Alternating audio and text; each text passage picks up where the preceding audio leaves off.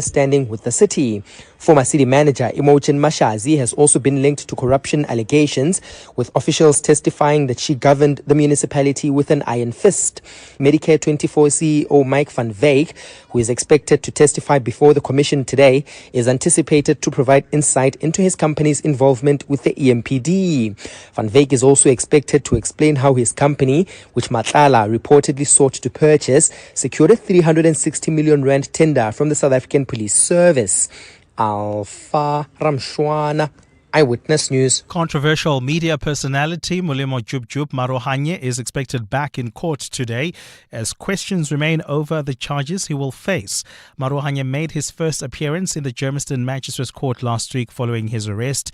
He was arrested in Edenvale in connection with an incident involving an e-hailing driver.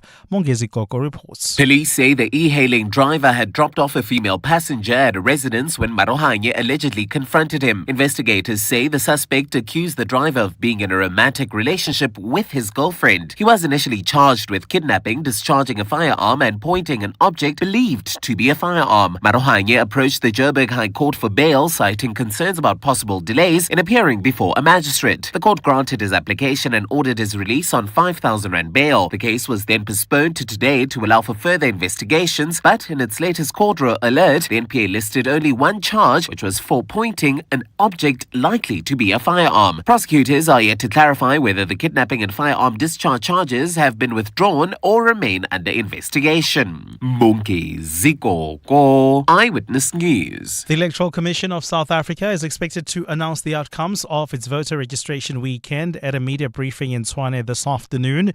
The Commission says more than 90% of registrations were completed in person at voting stations across the country. KZN and the Eastern Cape recorded the highest registration activity, followed by Gauteng and Limpopo. IEC CEO Simon Mabulo says there were instances where stations did not open on time in some areas due to community protests. The Commission expresses its appreciation to the 48,200 electoral officials for ensuring that the registration operations commenced as planned and that voters get a good experience when they visit their voting stations for applications. And some MPs in the UK have, or rather say, embattled Prime Minister Keir Starmer could set out plans to step down as soon as today, the same day his likely successor is expected to be sworn in as MP. Veteran Labour politician Andy Burnham is due to take up his seat in the House of Commons 3 days after clinching victory in a crunch by-election and clearing the path for an anticipated leadership challenge. Under Labour's rules, the leader of the centre-left party must be a member of Parliament. If get its seventh Prime Minister in a decade, an unprecedented rate of churn in its modern history.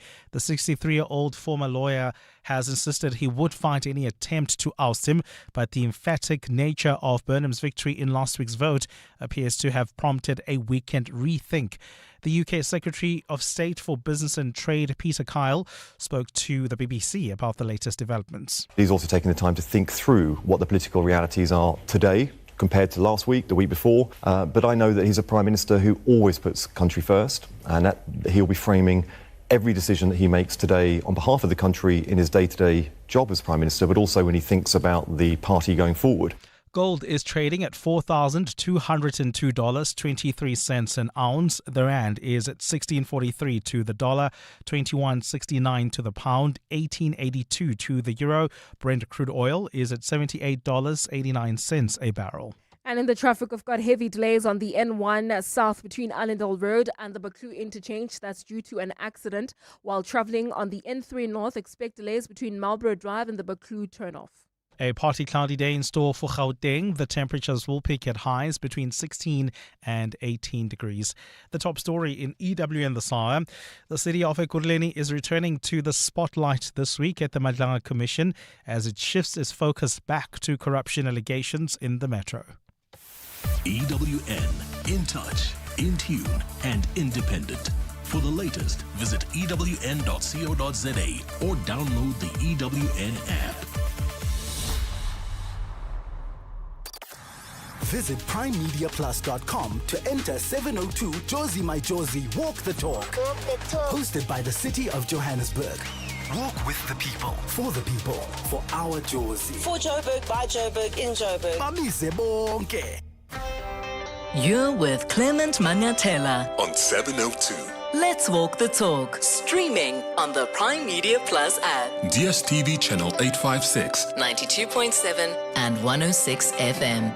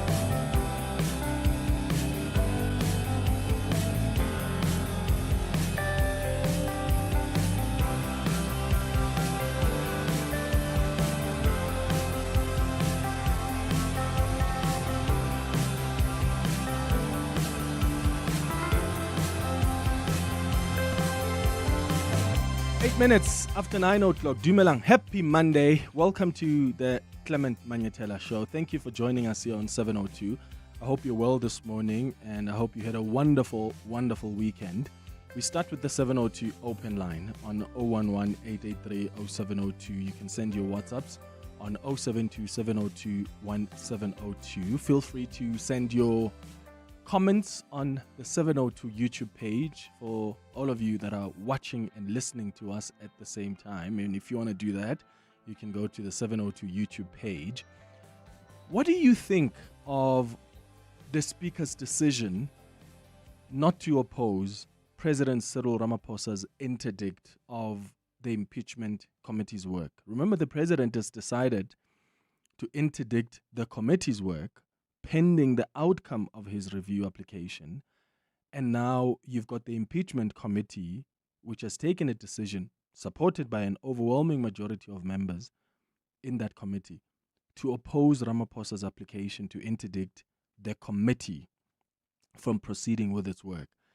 But the Speaker has rather chosen not to oppose the interdict, but rather to file a notice to abide by the court's judgment and file an explanatory affidavit. And this is despite a legal opinion advising her to oppose the interdict application. So here's my confusion. If the Speaker commissions a legal opinion on something, because she's not a legal expert, she doesn't know what's the best thing to do, right, in this context, this legal matter. So if she commissions a legal opinion on something and the opinion comes and says, we advise that this is the best way to approach this matter, why then does the Speaker not take that advice in its entirety? And I'm not suggesting that the Speaker doesn't have the right to agree or disagree with a legal opinion or take a differing position. I'm saying in this context where she was confused about what to do, if she is being told, oppose the interdict, why does she not do it? And how do you stop this decision of hers from coming across as if she's taking a partisan position? I mean, wasn't this the same mistake Parliament made regarding the independent panel report on Palapal? Remember, Parliament commissioned a panel of experts to help decide on the Palapala matter, and those legal experts, brilliant legal minds, they came back and they said, there's prima facie evidence here based on what we have seen. So you need to go ahead, perhaps, and establish an impeachment committee. That was their recommendation. And what did the ANC decide to do? The ANC decided to use its majority to reject the report. And look where we find ourselves now. Again, the Speaker has been advised what's best to do. The same way that independent panel report advised Parliament on what's best to do. And Parliament didn't do it then. Look at where we find ourselves now. The Speaker has now taken a decision not to oppose the interdict application, even though legal opinion says she should. where is that going to land us? I mean, suppose the good thing is she will abide by whatever judgment comes out of the court. But of course, that's an expectation for him. And for me, I think it's just the principle. The independent panel report, that Section 89 report, she is the custodian of that report. So if it's being challenged or there's a process of parliament that's being interdicted, she is the leader of parliament. And listen to what this legal opinion says that she has received, because it's very clear on why it's important for her to oppose. So the legal opinion says, and I quote here, the interdict sought by President Cyril Ramaphosa seeks to restrain the Speaker and the impeachment committee from complying with the terms of the Constitutional Court's order, as well as the provisions of the Constitution and the rules of the National Assembly. The President has arguably not met the heightened threshold for the interdict that he seeks, nor has he met the established Sitlogolo requirements. For these reasons, we recommend that the application be opposed. The next question that arises is what the respective roles are of the Speaker versus the chairperson of the impeachment committee as respondents in this application. The point of departure is that the Speaker is the nominal respondent on behalf of the National Assembly. It is therefore up to the Speaker to discharge the constitutional obligations of the National Assembly. And then it goes on and on and on. But that's how clear the legal opinion was. So despite the Speaker's constitutional obligations, and despite a sound legal opinion that she herself commissioned, recommending that the application be opposed, she has chosen a partisan approach and what the EFF calls an irrational path. So the Speaker is basically disregarding two competent legal opinions, one obtained by the impeachment committee and another one obtained by herself, both of which strongly support opposition to the President's application. Is that sensible to you? Share your thoughts on 011-883-0702. WhatsApp's on 072-702-1702.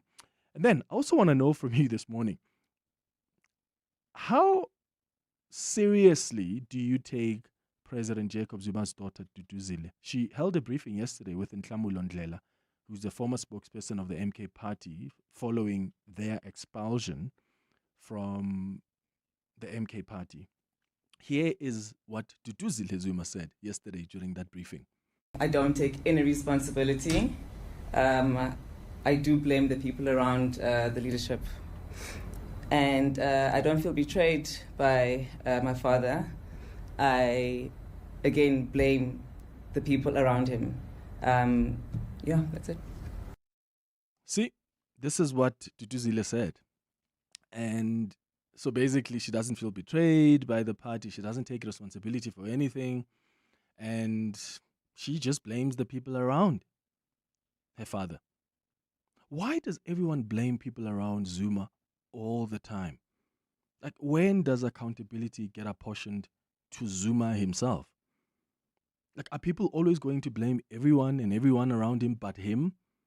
When does he take accountability?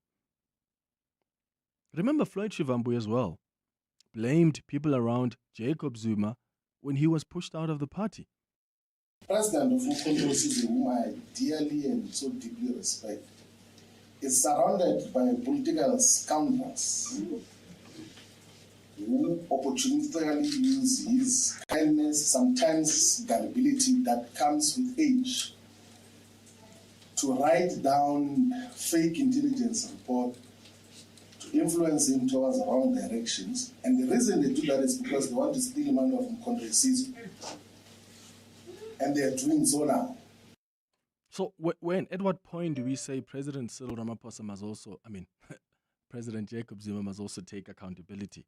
I don't know. It's just not making sense to me that everybody, I don't know if they're trying to protect him or they're scared of criticizing him, but surely it cannot be that someone who is a leader of an organization is just going to decide to take decisions and then those decisions get blamed on the people around him except him. Doesn't make sense to me. And if it makes sense to you, please help me understand that a lot better. There's a new study that has laid bare just how deep South Africa's online betting problems run. Research by online researcher Yazi, which was surveying over 1,000 South Africans who'd gambled online in the past month, found that 57 of participants had sacrificed essentials, including airtime and rent funds, while 29% borrowed money to pay for their gambling. I think 59% admitted to chasing losses by placing another bet the same day after losing, and 26% spent more than 10% of their monthly income on gambling. I mean, these are really, really, really shocking numbers, because according to the study, 61% of respondents were women, which challenges the assumption that online gambling is mainly a male habit. And about 5% admitted that they couldn't stop, even when they tried. And I think that is something we probably need to focus and I know we've spoken about this before. It's like gender-based violence. I don't think there's ever going to be a time when we've spoken about it enough. And I saw the author, Kaya Dlanga, who has been vocal on this issue because he's lost his brother to suicide following a gambling addiction. And he was saying that when people start sacrificing essential and they're borrowing money or they're believing the next bet might solve a cash flow problem, then it stops being entertainment. It becomes vulnerability. So I want to know from you this morning, if you or someone close to you have a gambling problem, how has it affected your life? How has it affected their lives financially, in your relationship, your mental health, or their mental health if they're the ones that are addicted? Give me a call on that, please, on 011-883-0702. WhatsApp's 072-702-1702. At 10 o'clock, we'll bring that conversation about what's happening in Parliament. I'll bring in the EFF, and also we'll look at this position that's been taken by the Speaker of Parliament. I'm being told that the Speaker of Parliament has indicated that she actually received 2 legal opinions. There was one that said, just abide by what the judgment will be. And then there's another one that said, oppose. And I'm hoping that we can get the Speaker to come and clarify that for us. But I still think you are the custodian of the Section 89 report.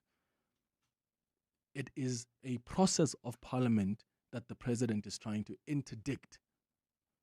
If you so believe that this is the best way to do things, to have an impeachment committee, why then are you stepping back and choosing to just abide? I think that's too safe for her, if not political. And I wonder how you assess it. At 10:30, we're going to continue with our series looking at Johannesburg entities. We started by looking at Joburg City Parks and Zoo. We did the Johannesburg Property Company. Last week, we focused on Joburg City Theatres. And today, we're turning our attention to the Johannesburg Fresh Produce Market. As you know, Johannesburg is home to the largest fresh produce market in Africa. It's a wholesale hub that moves roughly half the country's food and vegetables and underpins food security, really, for millions of households across Gauteng and beyond. So we'll find out more about this entity at 10:30. And then we wrap up the show at 11 o'clock with our Family Matters feature. Today, we're talking about the power of self-belief. So if you're struggling with self-confidence, if you're struggling with self-belief, you don't want to miss this conversation. That's the show coming up over the next 3 hours. Clement Manyathela, streaming on the Prime Media Plus app. DSTV channel 856, 92.7 and 106 FM. John, you're calling us from Fourways. Good morning. Morning, John. How are you? I'm all right. How are you? I'm all right, brother. Go ahead. Yeah. You know what? I'm not even surprised by the speaker, Toko Duduzile. You know, all these ANC leaders are highly conflicted. I think she's made the calculation. She's looking after herself from the point of view of her party, also from the point of view of the president, in case he doesn't get impeached. Unfortunately, you know, the judgment of Mogoeng in terms of really trying to say what the role of the president and what the role of the parliament is, that just basically fell on deaf ears. These people are no longer about what is good for me and you as citizens of the country. Mm. It's more about what is it that they can get. But when are they going to learn the lessons, John? Because this is not No, the they first won't. time that the Constitutional Court has said to Parliament, you have failed to... They won't, Clement. They are in this bid to strip the country as quickly and for as much as they can before they are voted out. It's such a pity, really. I mean, you just need to look at what is happening at the Madlanga Commission. You will think that people are psychopaths. You know, you listen to the answers that have been given. You think these people are crazy. They are mad. They are not crazy. They're just playing games. It's all about how much can I milk the country before we lose power. So she will play along, and then really she will just play along. She's made the calculation. If it's like Cyril, and I feel sorry for him because the Americans are still going to come for him. And unfortunately, if I were him, I would just resign to save my country because it will be very embarrassing for us. You don't mess around with the American dollars. They are going to come for him. It's as simple as that. You know, the sooner he come to terms with that and, leave the presidency so that he can save the country the embarrassment, the better. But he won't because it's about him, his family, his children, and what they can get out of the country at the cost of the people. And it's so sad because he was the prodigy of Nelson Mandela and it's now been him, Cyril, that put us and the country in this precarious position. It's so sad. I'm trying to understand the link to the Americans. Why are you saying the Americans are going to come for Well, him? he's laundering with their dollars. Oh. Why do you keep the dollars? Why do you keep American dollars in the sofa? I don't buy that story. Yeah, that's why. Wait, who went and asked the FBI, the FBI to investigate this? Was it? I think initially it must have been John Steenhuisen initially. But I think somebody else has since come out now to also ask the FBI to investigate. I just don't remember who that is. John, in 4 ways, thank you so much for your thoughts. Let's go to your WhatsApps. Clement and the team. When it comes to the speaker not opposing the president, I remember when, like, every time when we have a conundrum where the parliament have to take matters to the court, they always tell them that they must act in the favor of, for lack of a better word, of the constitution and the people of this country. Because when they are in parliament, they represent us, the people, not their parties. Because if she's thinking in that way, then it means then it's wrong what she's doing. Because when you are in parliament and you are the speaker of the house, so you represent the people of this country, your decision must be based on what's good for the people, not what's good for your party. Because parliament is a people's government, not the party's government. Yeah, and look, that's such an important point you're making, because there's been instances where these matters have gone to court, and the challenge was that because of how our electoral system is designed, members of parliament are actually appointed by the political parties that we vote for. So we don't vote for members of parliament. It's the political parties who decide that, Clement must go to parliament, or so-and-so must go and represent the organization, and by extension, South Africans who have voted for that organization in parliament. But then what do you do when, as a member of parliament, you know that, this decision that my organization wants me to take contradicts the letter of the Constitution or contradicts my constitutional responsibilities.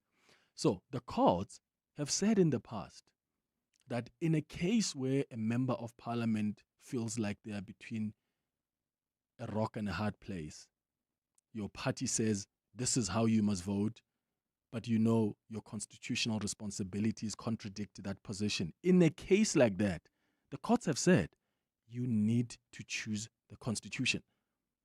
You need to take seriously your constitutional obligations. It's been very clear. In this case, you've got a Speaker of Parliament who is not a member of the ANC or of the DA or of anyone else when she occupies that position. So it cannot be that she considers the politics that are involved, because that's That shouldn't be her interest. Her interest should be what's in the best interest of Parliament. And in this case, I'm saying she's the custodian, as the Speaker of Parliament, of the Section 89 report. You don't just sit back as a leader of Parliament when there is a person who's trying to interdict or stop a process that you think is best to continue. And you sit back, you say, oh, I'm just going to abide. Where is your leadership? That's where the leadership gets tested, is you can't go, let me just abide because you're scared of the political fallout or I may be seen to be against. No, take a decision that's in the best interest of the National Assembly. More of your WhatsApps on 072 702 1702. What I love about this year's 702 Josie My Josie Walk the Talk is that we're going to be walking through the city where I have lived all my life. Joburg is still a magnificent city, and there's no better way to experience that than to walk its streets. You should take part in this year's Walk the Talk because it's a chance to spend a day with a family that you've kind of been part of, but you've never met most of the people. Yes, Joburg has its problems. There's no doubt about that. The whole country has its problems, but boy, do we come up with solutions and new ideas every day. So let's walk, let's talk, let's see how we go. This year, I'm actually going to do the 15K walk. When I look at the routes, 15Ks gives me a chance to really take it all in and a chance to meet as many of you as possible. To enter the 702 Josie My Josie Walk the Talk, go to primemediaplus.com. Sign up and we'll see you there. Your boss noticed. Your ex noticed. The neighbors definitely noticed. Because some cars say, I rented a car. And some cars say, I rented the car. Sani Sixt Rent a Car. Premium rentals. For people who don't settle. Choose the right car. Rent Sani Sixt on sani.co.za. In life's most challenging moments of loss, compassion can be your greatest comfort. You shouldn't have to face the financial burden of losing a loved one by yourself. Rest assured, Clientele's funeral plans pay out cash within 24 hours. You can cover up to 13 family members on one plan, ensuring all your loved ones are taken care of, and 3 children are covered at no additional cost. With Clientele, you're not just buying a plan, you're also buying peace of mind. When the time comes, you will need to make important calls with your 200 Rand airtime you will receive when you claim. Plans offer double accidental death cover, as well as transport, grocery, and unveiling benefits. Apply today. It's easy. There are no medical examinations and no paperwork. SMS funeral to 31586. That's 31586. Clientele Life is an authorized FSP and licensed life insurer. T's and C's online. Standard rates apply. Are you a legal practitioner looking to do your mediation course? Come and train in mediation with the Law Society of South Africa, the preferred leader in legal education with over 35 years of experience. We also offer advanced training, specialized skills development, and continuous legal education to ensure legal practitioners excel with competence and integrity. Stay ahead in your profession. Explore more courses at lssa.org.za. The Law Society of South Africa, leaders in legal education. There's so much health information out there, but how do you know what to trust? Catch this show tomorrow from 9 a.m. for Health Matters by Cipla Africa, where we'll be unpacking important health conversations designed to help you better understand your body and well-being. Health Matters by Cipla Africa is a trusted hub bringing you expert-led health conversations you can trust. Then head to Prime Media Plus app or primemediaplus.com, scroll to Prime Media Highlights and watch the latest Health Matters video featuring leading experts and thought-provoking conversations. Or WhatsApp the keyword health to 072 702 1702 and we'll send you the link to the content. 9:30, time for the latest in Eyewitness News headlines. Fiso, good morning. Thanks, Clement. Good morning. Controversial media personality Nhlamulo Maruhanye is expected back in court today as questions remain over the charges he will face. Maruhanye made his first appearance in the Germiston Magistrates Court last week following his arrest. He was arrested in Edenvale in connection with an incident involving an e-hailing driver. The IEC in the Western Cape says security at voting stations is being closely monitored following the murder of DA Ward Council candidate and community activist Novuyo Jokwe in Dunoon. Jokwe was shot while returning home after voter registration activities on Saturday night. Her murder has sparked safety concerns ahead of the municipal elections later this year. And much of Europe is preparing for an already fierce heat wave to intensify even further just in the coming days, with some countries taking special measures to mitigate its effects. France recorded heat-related deaths over the weekend, and a leading researcher has reiterated that human-driven climate change had contributed to the recent record-breaking heat wave. Officials in France have announced the closure of 845 schools as a result. And those are the headlines. This EWN and more at 10 or as it happens. EWN Traffic. Well, at this stage, if you're leaving Melrose heading towards Sandton, traffic is a bit sluggish. This is on the M1 southbound from Caller Drive all the way from Grayston Drive. That's due to those faulty traffic lights at M1 North and Grayston Drive. There's also traffic lights not working. That's in the Randburg area at Malibongo Drive and the N1. Also, look out for those faulty traffic lights in Midrand at Olifantsfontein Road and the N1. If you come across any other traffic issues, kindly WhatsApp us on 072-702-1702.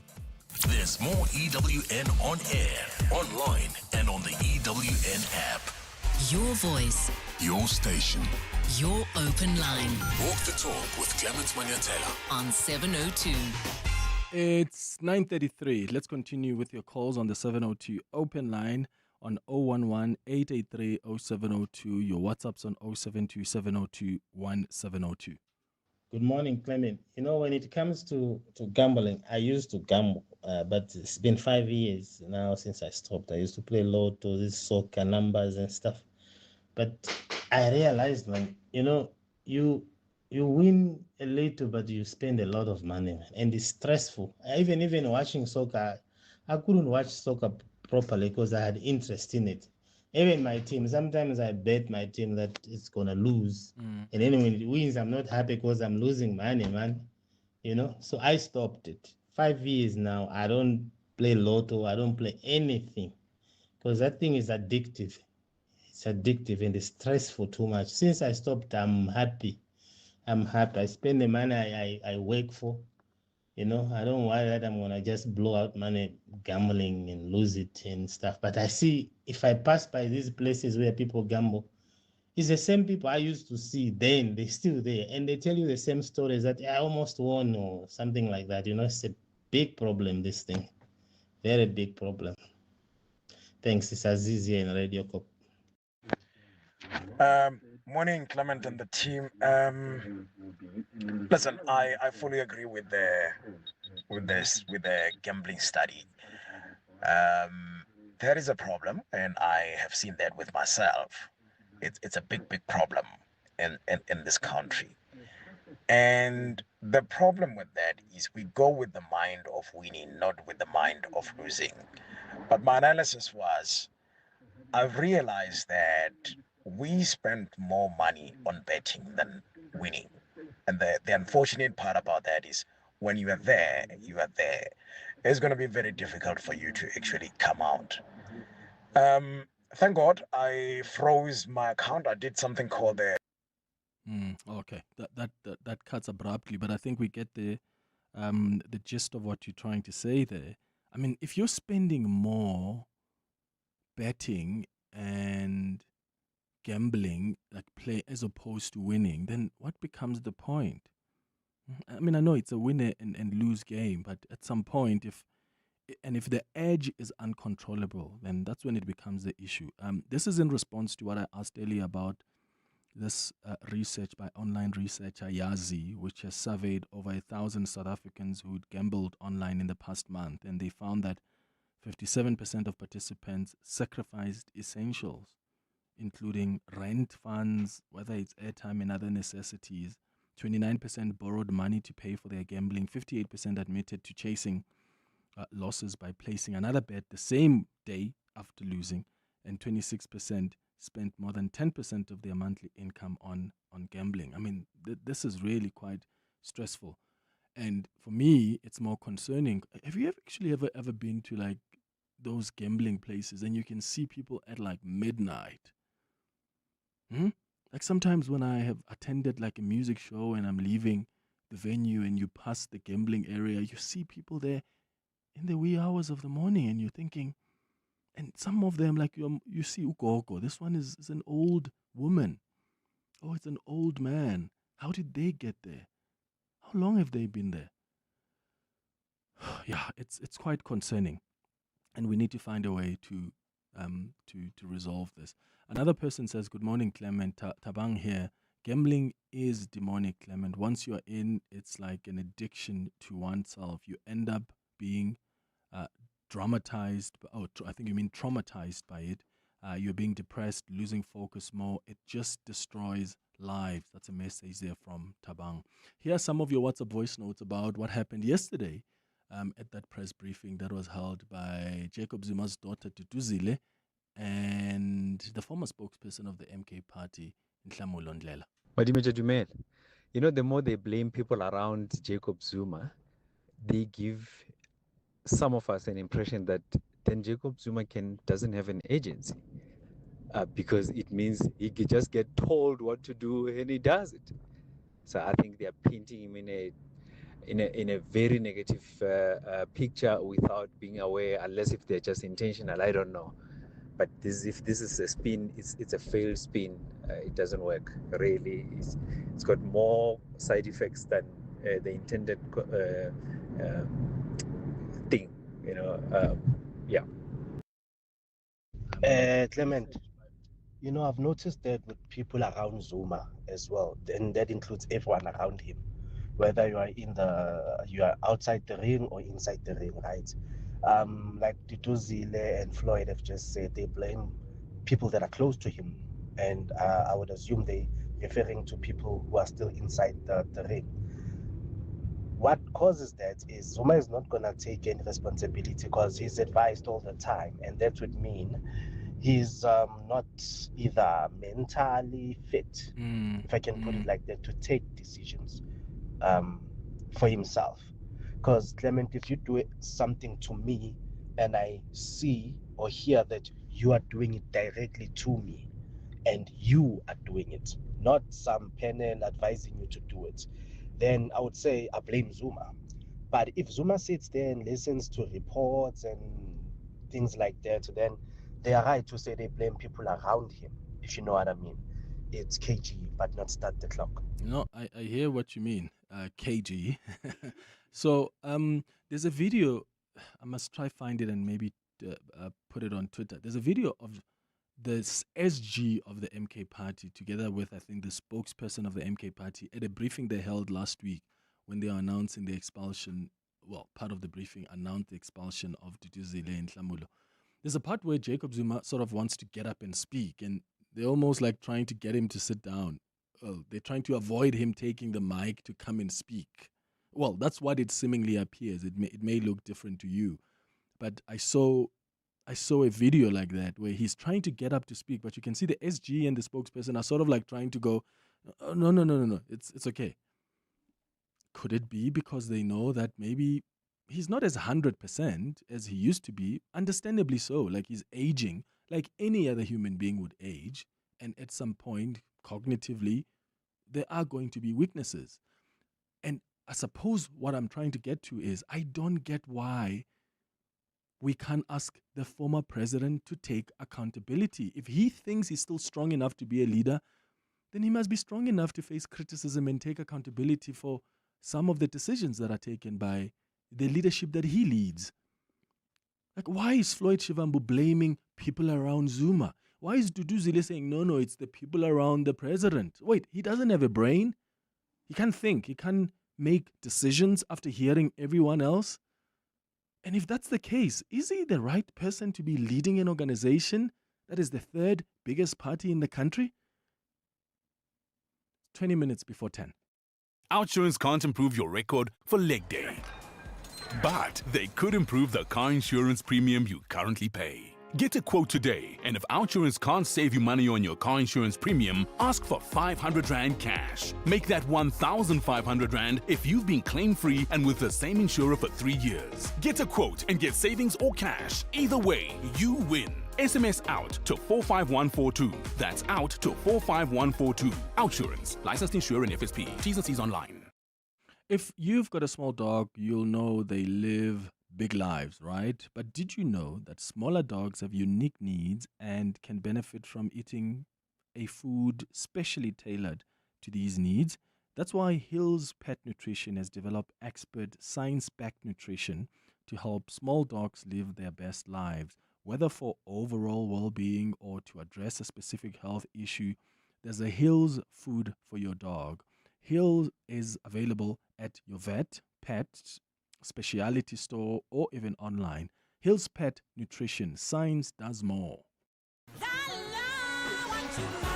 Mama Million here, and yes, I am a millionaire. Cascading. What does it mean? So when I say cascading jackpots, I mean that on the last draw of every month, if there's no one in South Africa that wins with 6 numbers, we go looking for a winner with 5 numbers. And if no one wins with 5 numbers, we go looking for a winner with 4 numbers, and so on and so forth and nuts. The National Lottery. More plays, more chances, more millions. Players must be 18 years or older. Play responsibly. The National Lottery is officially operated by Sizekai. Your voice, Your station.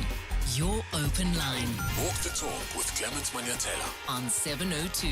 18 minutes before 10 o'clock. This is the 702 open line. A number of issues we've raised on the open line this morning. The Speaker of Parliament, and hopefully we'll bring her on the radio before we wrap up the show today to help us understand why she has decided to abide by the court's decision and not oppose the interdict by President Cyril Ramaphosa. As I said earlier, it seems there were 2 legal opinions here. One says abide, and the other one says oppose. Why has she decided to go with the other one? I have said from the beginning that I think the EFF had a point. In fact, the EFF expected her to even oppose the review application by the president. And now the EFF is saying it doesn't make sense that you're just going to allow for the president to go and try and stop a process you think should continue, and you're not going to take a position as a leader to oppose that interdict application that wants to stop the work of Parliament. So I'd like to know what your thoughts are on that. We're also talking about Nhlamulo, Ndhlela and Duduzile Sambudla Zuma, or Zuma Sambudla. They held a briefing yesterday, and one of the things that really piqued my interest was when they were blaming people around Jacob Zuma. So they're not blaming the president, as if the president was not part of the collective leadership decision that decided to expel them. They're blaming the people around him. Floyd Shivambu did the same. Does that make sense to you? Why is it that nobody ever apportions responsibility or accountability on the former president? It's always, no, it's the people around him. And I'm suggesting to you this morning, and let me know what you think, if really this man can never take responsibility for anything because any decision taken by the leadership collective has got nothing to do with him, and he's somehow absolved from it, and he is not part of the decision-making leadership, I don't know then if he's the right person to be leading the 3rd biggest party. Is he? How? If the decisions being taken around him do not necessarily mean he is one of the decision makers. If we're going to blame people around him for whatever decisions that are taken, whether it's all these SGs and other leaders who have been hired and fired, hired and suspended, if we're all just going to blame all the people around him but him, where does accountability begin and end then for him? Or is he a super president that's never going to ever take accountability? And we're talking about this new study that has laid bare just how deep South Africa's online betting problems are. Let's go back to your WhatsApps and calls. Morning, Clement, and morning 702. I think we've seen this playbook once whereby everybody was wrong And whenever it comes to ANC, it's everybody's problem. Don't blame Zuma for playing the same thing over and over. It kind of saved him once, it will save him again. So when it comes to the ANCs and committee impeachment and other committees, everybody's wrong. Not the other, they close rank. That Pretoria. How's it, Clement? I think there's a flaw in the speaker being able to come from a political party because there will always be a conflict of interest. I mean, she'll never throw a fellow political party member under the bus. So I don't know why is the speaker from a political party and not independent. Clement, on the matter of the speaker and whether she should actually oppose the review of the president, I think the other side of the story, without going into the merits, is that actually it is in the interest of the country that people exercise their rights. And if the issue here is an interdict pending the finalization of the merit of the case, I think abiding is actually quite okay. It's actually quite fair, because if you undertake a process that is quite well reviewable, or based on a report that is fairly reviewable, then how do you walk yourself back if you find actually that indeed the president meets the case on the validity of the report on which the impeachment is based? I think there's two sides. Clement, I'm going to say this again and again. The electoral system in South Africa is very flawed. And then when it comes to parliament, this whole thing of the speaker coming from the ANC and the ANC having the majority, it's the whole reason why we are always in a mess, why they're always been found wanting. It started with Ndhlela, and now it's Ramaphosa again. Obviously, the speaker was told at Lutuli House to not get involved. So the ANC will never learn from its mistakes, unfortunately. And South Africa must be watching this. Julius Malema said it perfectly. They just wasted money obtaining a legal opinion that she's not even going to follow. So she's at odds with her own committee of parliament. It's just a mess. Eddie from Centurion. Yeah, even the committee chair was appealing to her, please join our application, because the committee has decided to oppose the interdict. I suppose, my confusion is there, and we're going to speak to the speaker. We were supposed to bring her on in this hour or just after 10 o'clock, but she is engaged, but she's only available at 11. So what I'm going to do is change things a little bit. So before we start with our Family Matters feature after the news at 11, I'll bring in the Speaker of Parliament for about 5 minutes so she can explain to us how why she has decided to approach this matter the way that she has, and maybe we'll understand it better. But that's a conversation coming up before we wrap up the show today. It's 11 minutes now before 10. Head to Dis-Chem for the ultimate savings this winter. Look out for the yellow label to shop Better Rewards brands in-store and online. Swipe your Better Rewards card to save 142 Rand on the Uriage 500ml cleansing oil, now only 242 Rand 55. Plus save 125 Rand on the Revlon age-defying SPF 25 foundation, now only 214 Rand 19. Offers valid until 12 July at Dis-Chem. Better health starts here. 702 Josie, my Josie Walk the Talk is calling on you to walk with the people, for the people on Sunday, the 26th of July. Babiza bonke. And this year, you can choose from 3 different inner city routes. The 8-kilometer 44 Main Street route that takes you from Ellis Park through Maboneng and Jewel City past the Field of Dreams and Maharishi Invisibility Institute. You then go through the Main Street Precinct, Gandhi Square, and past the Carlton Center, finishing off at Ellis Park. So whether you are taking on the 8-kilometer, 5-kilometer, or 15-kilometer route, enter now on primemediaplus.com and get ready for the 702 Josie My Josie Walk the Talk, hosted by the City of Johannesburg. Your friend's cell phone just got stolen. Now they're using yours to find out if it was covered outside of their home. Turns out it wasn't. Meanwhile, Santam covers your cell phone anywhere, along with your laptop and smartwatch. Even your bicycle would be covered if you could ride one. You insured nice, not twice.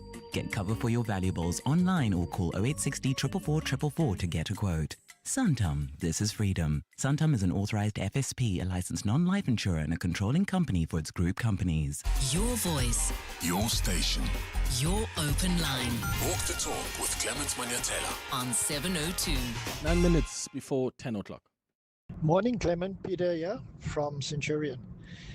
Clement, to be very, very frank, MK has to have Zuma, because without Zuma, there is no MK. And they know the minute Zuma goes, that party collapses, because there's no successor with the authority and the charisma, etc., that Zuma has. He's the one holding that party. Thank you, Peter Durban. Mr. Manyathela, good morning to you and the listeners. On what Duduzile said yesterday about Zuma being influenced by those around him, I actually feel vindicated, because when Zuma was president, there were these allegations going around that he was being influenced by the Guptas. All these ministers he was hiring and firing, it was believed that it was the Guptas that were running the shots from the background. And to this day, Zuma has always denied that he was captured as president, and his party continues to fight that even in parliament, even to this day. So what Duduzile said yesterday, it proves that Zuma has always been influenced as a leader. He's never made his own decisions. He's always been driven by someone else in the background. And that's why all these people now who have left the MKP, they keep saying, oh, it's not Ubaba, it's the people around him. Even when he was the president, he was not making those decisions by himself. It was the people around him. Greg in Kleckstop. Clement, I think everybody is trying to play thread very carefully here. You don't want to be seen as criticizing Zuma. So, because, I mean, tomorrow, what you say matter, especially in politics. So, I think this idea that you don't want to directly, even, when in African tradition, when we say elders don't lie, even when elders are lying. So, in as much as he may make mistakes, they don't want to apportion those mistakes to him. They would rather blame people around him, so he's not being seen to be criticized, And again, on Toko Didiza, it's very clear. It's very clear that she's partisan. That's the reason why I think we need to look at our constitutional democracy, the way it's set up. It doesn't make for checks and balances in a way that creates independence in this institution. Prince in Joburg. Jacob Duduzile has just been played by her geriatric father, because Zuma's fully aware that what the daughter's trying to do is create the impression that he's no longer mentally fit to organize the issues around his own life. This is why it's easy to say, blame it on so-and-so, blame it on everybody but him. But what Jacob Zuma's done by replacing the daughter with the son is basically saying, assume for a second that I was cognitively unable to, would I be making a move where I'm still keeping a child of mine right next to me to ensure that they're the first people that are going to catch that I'm mentally fatigued or whatever the case may be. Now, if you go the other route and you look at Duduzile, can we all say that she's fully upstairs, or the lights are on and nobody's home? At this point, it's starting to look like the lights are on and nobody's home. The father is still all there.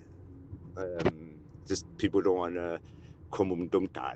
That's likely what's happening here. So I remember in the beginning, the Duduzile, so they're blaming people around Zuma.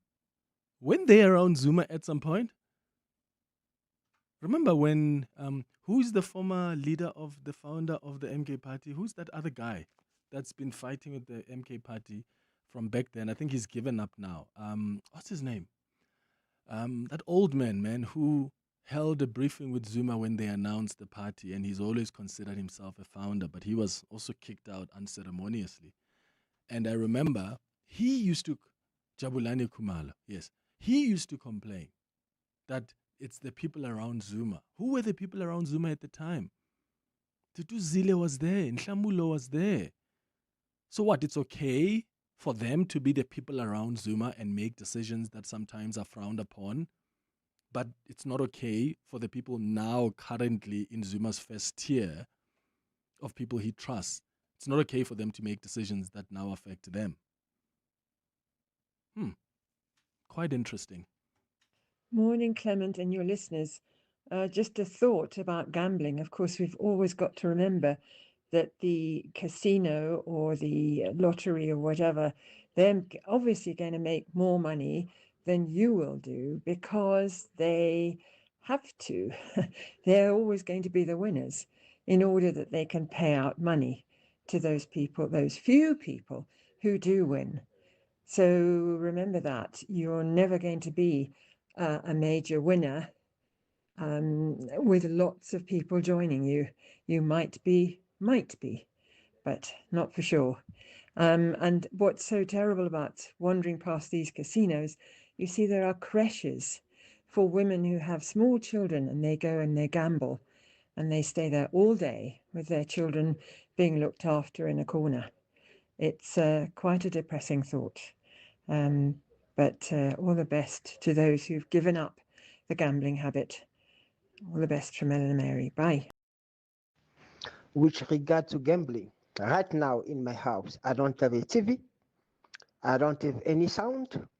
I don't have a fridge. I don't have a microwave. Right now, as I am recording this audio, I'm eating rice alone. Rice alone because of gambling. Ish. Yeah, better. Yeah, yeah, that's quite crazy. And I hope there have been some lessons there, because you don't want to find yourself in this very situation then again in a year's time or 6 months' time. Yeah, but all the best. There are people out there who are really addicted and are struggling to walk away. Catch the Springboks live at Ellis Park Stadium this year. Lions fans, get ready. Secure your all-inclusive Lions membership package to watch the Springboks versus England and the All Blacks. Or from just 950 Rand, get your Lions-only package and unlock access to every Lions match at Ellis Park. All packages include the massive clash between the Lions and the All Blacks this August. Memberships are available now at Ticket Pro or through our stadium ticket office. Visit lionsrugby.co.za for package options. Own the season and get behind your team. Start the year with We Buy Cars. Selling your vehicle, they'll come to you, handle everything and pay you instantly. Simply visit webuycars.co.za and complete the form to discover what they'll offer you.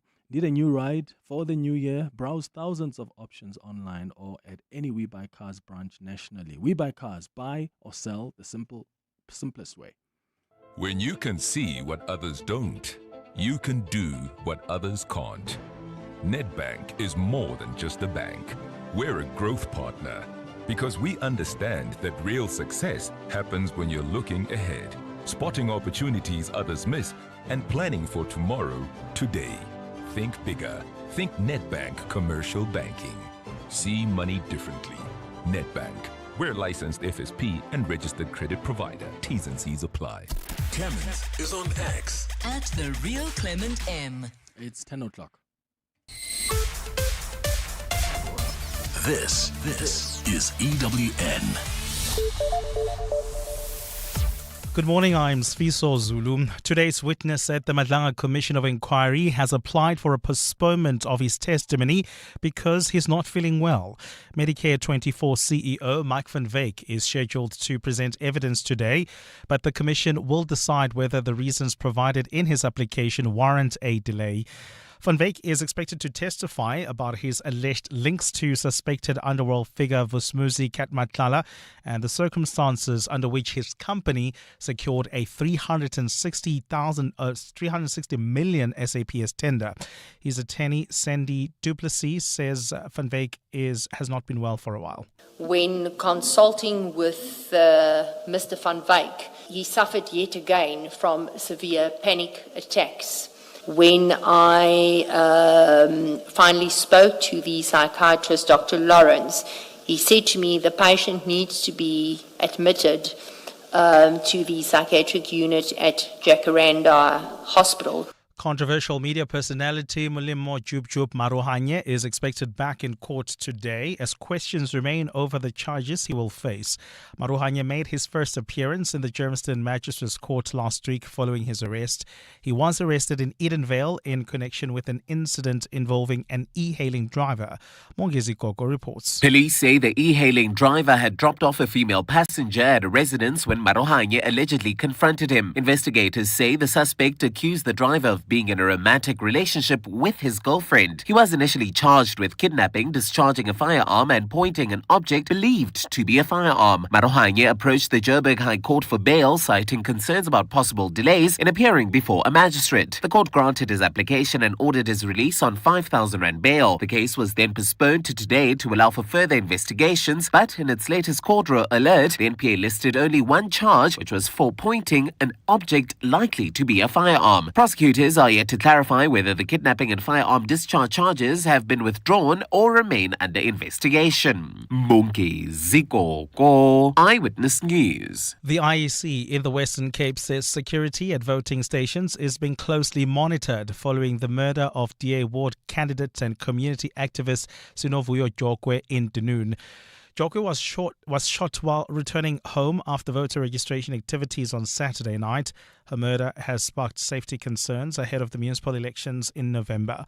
Carlo Peterson reports. IEC Electoral Officer Michael Hendrickson says authorities are working with law enforcement agencies in the provincial joint operational and intelligence structure to maintain stability ahead of the local government elections. Western Cape Community Safety MEC Andrew Marais has condemned Sinovuyo Jokwe's murder, urging for a thorough investigation and warning against speculation around the motive. This is a senseless and horrific act of violence that has robbed a family of a loved one, a community of a dedicated activist, and our democracy of a person committed to serve a community. Police investigations into Jokwe's murder are ongoing. Carlo Peterson, Eyewitness News. And much of Europe is preparing for an already fierce heat wave to intensify even further in the coming days, with some countries taking special measures to mitigate its effects. France recorded heat-related deaths over the weekend, and a leading researcher has reiterated that human-driven climate change has contributed to the recent record-breaking heat wave. Officials in France have announced the closure of about 800 schools, with another 1,800 set to let students leave earlier than normal today. Several towns had cancelled the annual music festival, and the government banned alcohol consumption in public places on health and public order grounds in departments already under the weather red alert. Some parts of France recorded temperatures past 40 degrees, which is extreme for June in Europe. Gold is trading at $4,202.23 an ounce. The rand is at 16.43 to the dollar, 21.69 to the pound, 18.82 to the euro. Brent crude oil is at $78.89 a barrel. Slow-moving traffic in Midrand, that's on the N1 northbound approaching the Petru interchange due to an earlier accident. There's also slow-moving traffic in Boksburg, that's leaving Brakpan on the N17 westbound between Rondebolt and Heidelberg. A partly cloudy day in store for Gauteng. The temperatures will peak at highs between 16 and 18 degrees. The top story in EWN this hour. Today's witness at the Madlanga Commission of Inquiry has applied for a postponement of his testimony because of ill health. EWN, in touch, in tune, and independent. For the latest, visit ewn.co.za or download the EWN app. We're calling on Joburg to walk the inner city with us. In 702 Josie My Josie Walk the Talk. Babize bonke. Enter now on primemediaplus.com. You're with Clement Manyathela on 702. Let's walk the talk. Streaming on the Prime Media Plus app. DSTV channel 856. 92.7 and 106 FM.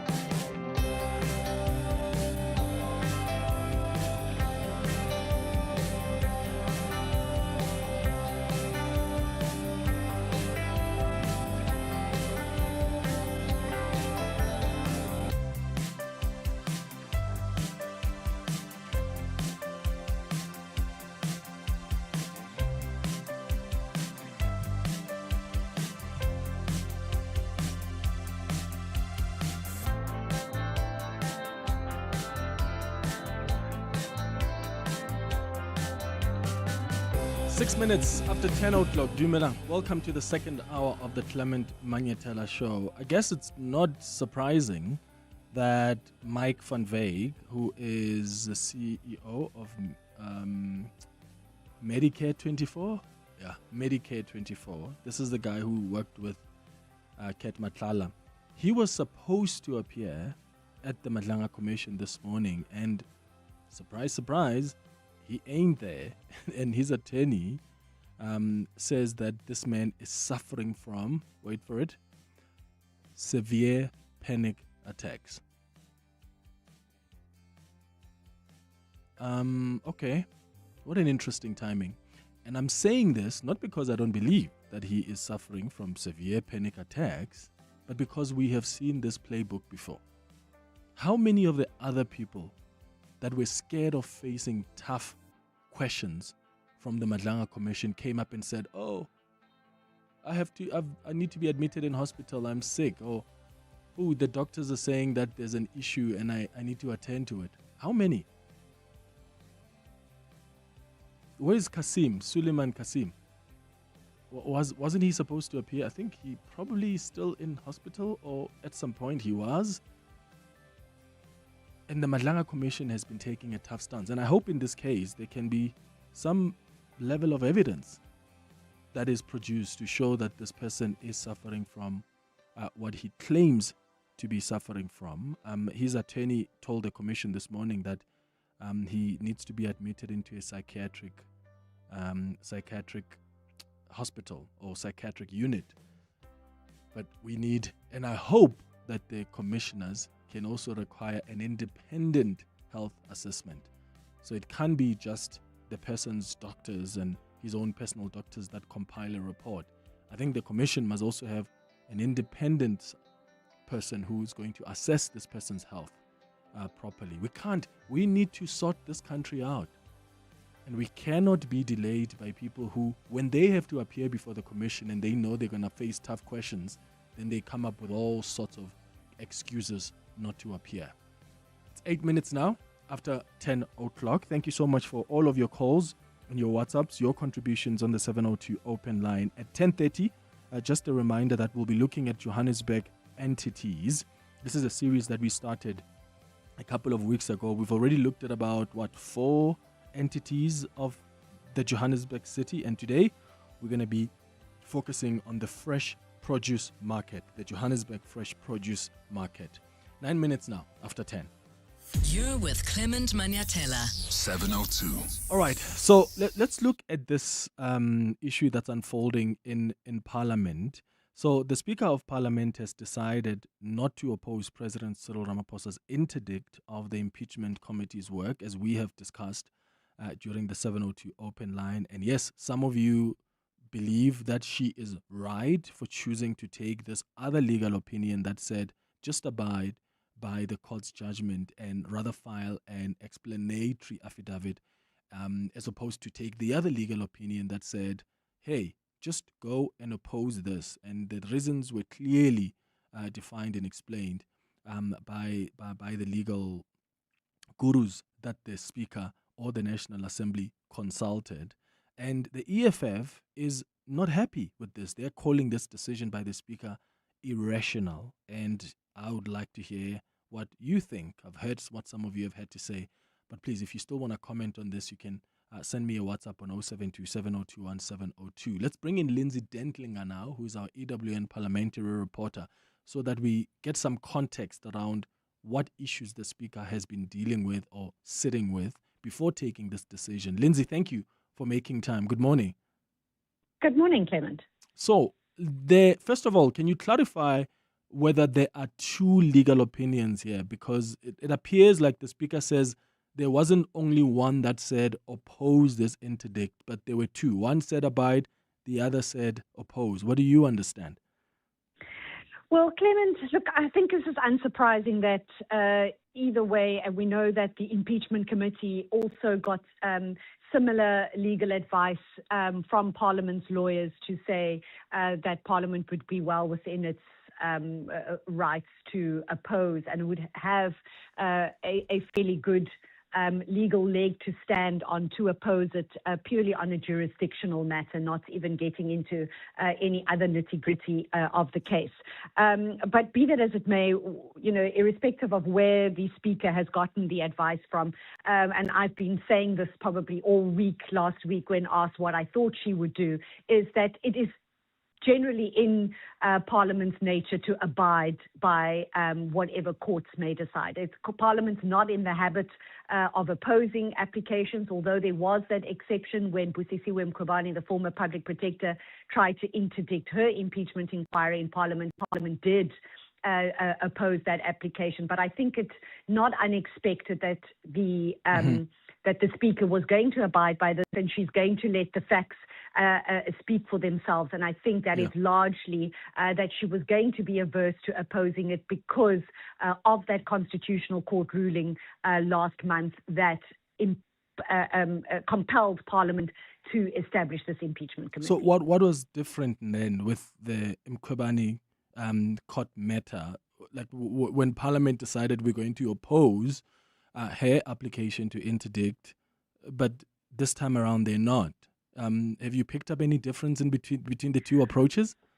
Well, that was a matter that got argued before the impeachment committee last week, which, as you pointed out, has decided to oppose the application. Generally, it's not usual that a committee of Parliament is cited in its own right in an application. It's usually the Speaker as the representative of Parliament to do so. But the Speaker saying today that there is no contradiction between her decision to abide by whatever the court decides and the impeachment committee very forcefully and clearly making it clear that they intend to oppose this application, that they feel the president is overstepping by trying to get them to stop their work, that they are trying to carry out this constitutional court order. Of course, the matters related to Busisiwe Mkhwebane in a manner was similar because she was also challenging reports that the impeachment committee, the Section 194 committee, were using as a basis. In a similar manner, the president's also challenging the report on which this impeachment committee is based. So it is interesting that the Speaker is taking this stance, but that was really an exception, and it wasn't the same Speaker, incidentally, that took that decision to oppose that particular application.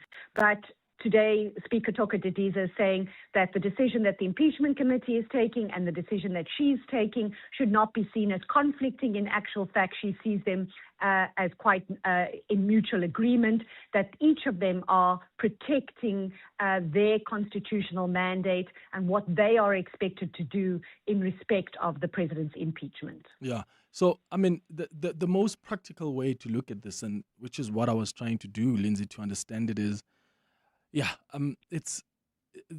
does the Speaker agree that the impeachment committee should actually continue with its work? Because my understanding is that she believes that they should continue with the work. Is that her position?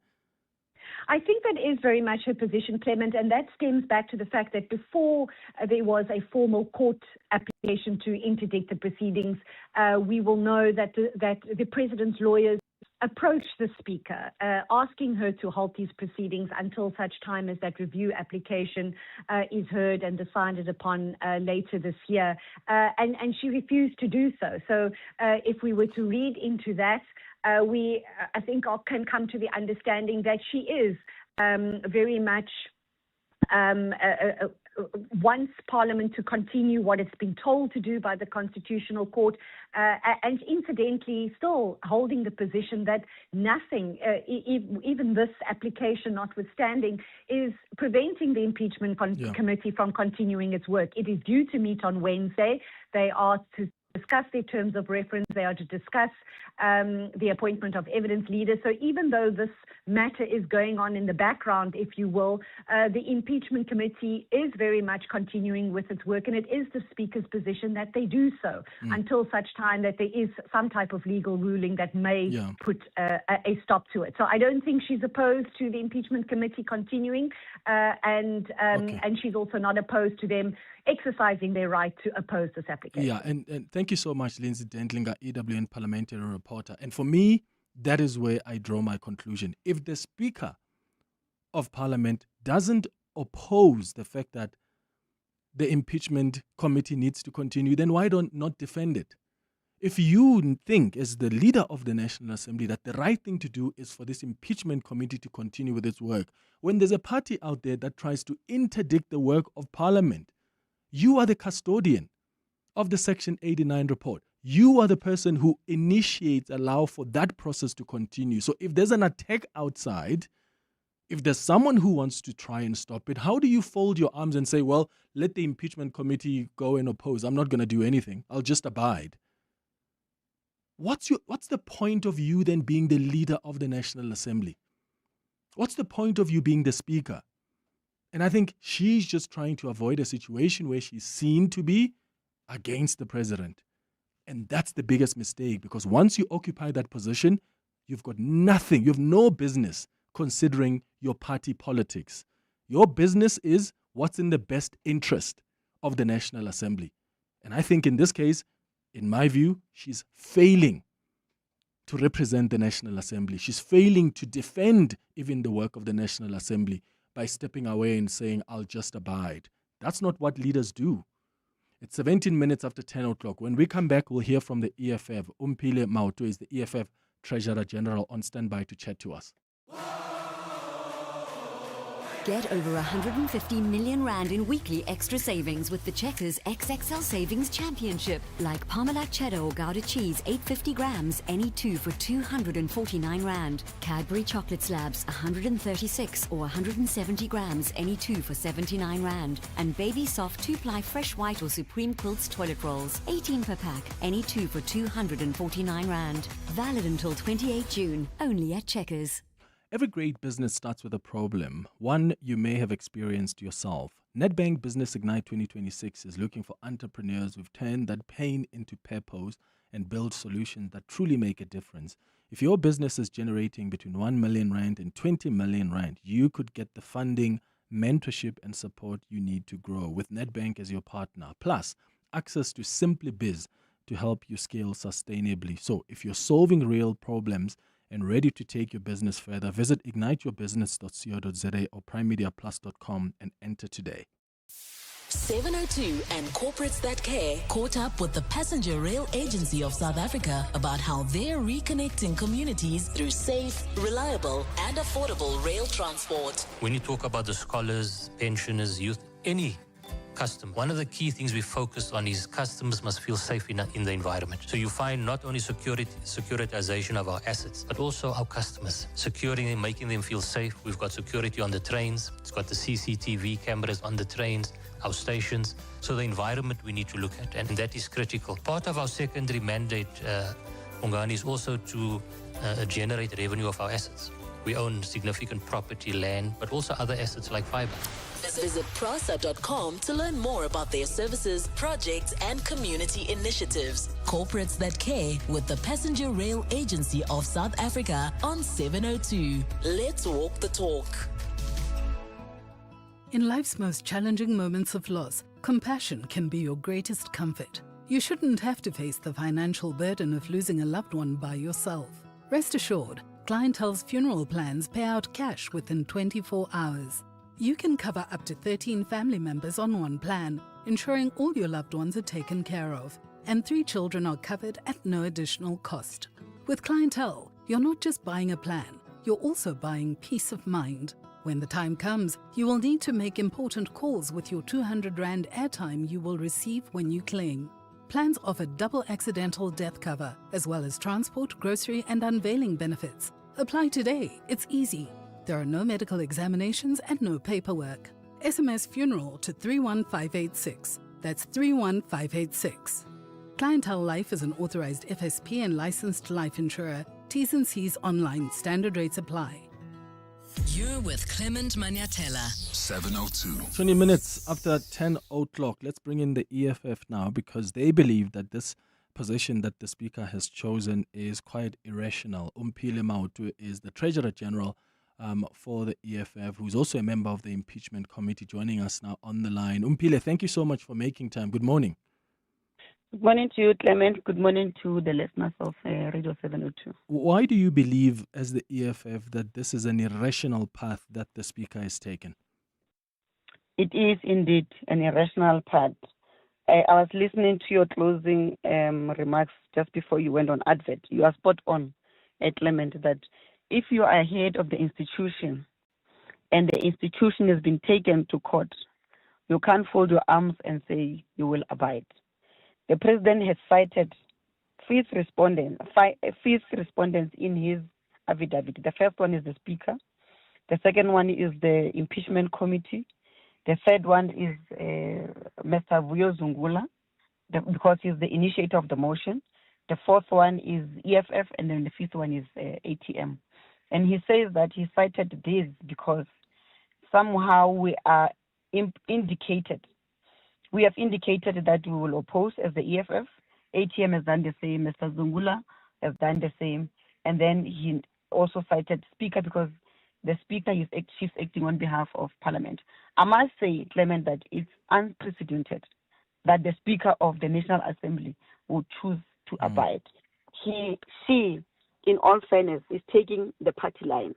If you were watching the proceedings of the Impeachment Committee last week, when we deliberated on the position of the committee, the members of the African National Congress who sit in that committee, they came and said the committee must abide. And so it should not come as a shock that the Speaker, who is an ANC member, is now coming to say we should abide. So the EFF and all other political parties were vehemently clear that we need to oppose, but even further write a letter to the Speaker to say you must also join in opposing this application by the President. ANC came and said, the DA, one of the members said, no, let's not oppose, let's abide, let's just get the Speaker to be the one to oppose. And then other members of the DA came after her to say, no, we're opposing, but we're also equally asking the Speaker to join us in opposing. So the overwhelming majority of the members of Parliament who sit in that committee, we all said, let's oppose. It is only the ANC. And the people of South Africa should see this for what it is. It is clearly a party line. The Speaker has absconded on a mandate to protect the integrity of Parliament, to protect the report that is the report of Parliament. We are being attacked as Parliament, and she chooses to take the party line, which is abiding by the court. You'll remember that, Clement, the independent panel report is now a report of Parliament. It's no longer the Ngobo report. It's not, yeah. So it's now the report custodian of Parliament. She is the custodian. And she is supposed to protect that report. And when Judge Ngobo says, I'm not going to oppose, he's right. Because this is no longer his report. He has presented his report, he has done his work. Now Parliament is seized with the matter of the report, and the Speaker simply says, I will abide. What are you abiding by? Imagine South Africa, if the EFF, the ATM, Mr. Zungula, did not oppose this application. And imagine if the committee itself, including the chairperson of the committee, did not agree to oppose. We will be sitting with no one who's opposing this. We'll have the Speaker who says, Mina, I will abide. Even against her own legal advice. Because the legal advice that she sought herself, which used taxpayers' money, said to her, you have an obligation to oppose this application in court. There is no, I've read that report, Clement, there's not a single word of abide in that entire opinion. Well, she says there were legal two opinion. legal opinions. One said abide and the other said oppose. No. The one that said abide is one of the impeachment committee. So when the impeachment committee sought legal advice, and it came up with two options. You either abide or you oppose. And the committee took a resolution that we are opposing. So the speaker cannot use the report of the impeachment committee as if it's her report. If anything, imagine if we had listened to the ANC members of impeachment committee saying to us, let's abide and ask the speaker to oppose. And then the speaker comes and says, I will also abide. Her own legal opinion, which was released to us, says that the only thing she has is to oppose, not to abide. So she's going against her own legal opinion. But who else says abide? It's the ANC. So the speaker saying things that she's the chairperson of the ANC there in the National Assembly. She's not acting in the interest of the people of South Africa and the interest of Parliament. There's so many applications we've made in relation to challenging Parliament. In every application we've made, the speaker has always been opposing. The latest one, which fell under her, is the VAT one. We are now in court with the fuel levy increase. She's opposing. She opposed the VAT. She's opposing the fuel levy increase. And then comes the matter that is directly speaking to her political party president. She chooses to abide. So she's not fit and proper to be serving the people of South Africa in all fairness. Because she's biased towards the party line. It's very clear. If we would argue differently, Clement, if maybe other political parties were also saying, yeah, maybe let's abide, but it's only the ANC that came with abiding.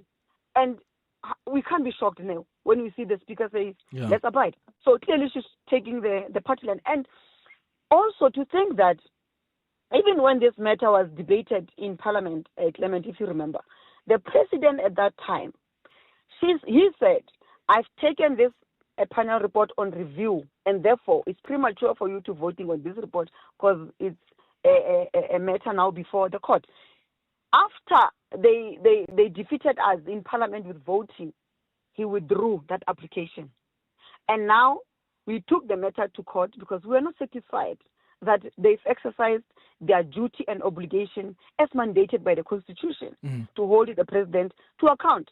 So when you are faced with situations like that, you ought to act very clearly yourself. Absolutely, yeah. Umpile, thank you so much for bringing up the EFF position. So I guess we'll have to wait eagerly for that explanatory affidavit, which the speaker said she will file. I think she's expected to file it today, and maybe in it she will include her reasons for not opposing and defying one of these legal opinions. But the EFF believes that there was only one opinion. So when the speaker comes on the radio just after the news at 11 o'clock, my first question will be that to just confirm whether we're talking here about two legal counsels, legal advice, one that said abide, the other that said oppose. But also, I'm still interested, even if there are two, why did she choose that she's going to abide? Is that what a leader does when a process that she agrees must continue is under attack and faces risk of being stopped, and she wants to fold her arms and look the other way?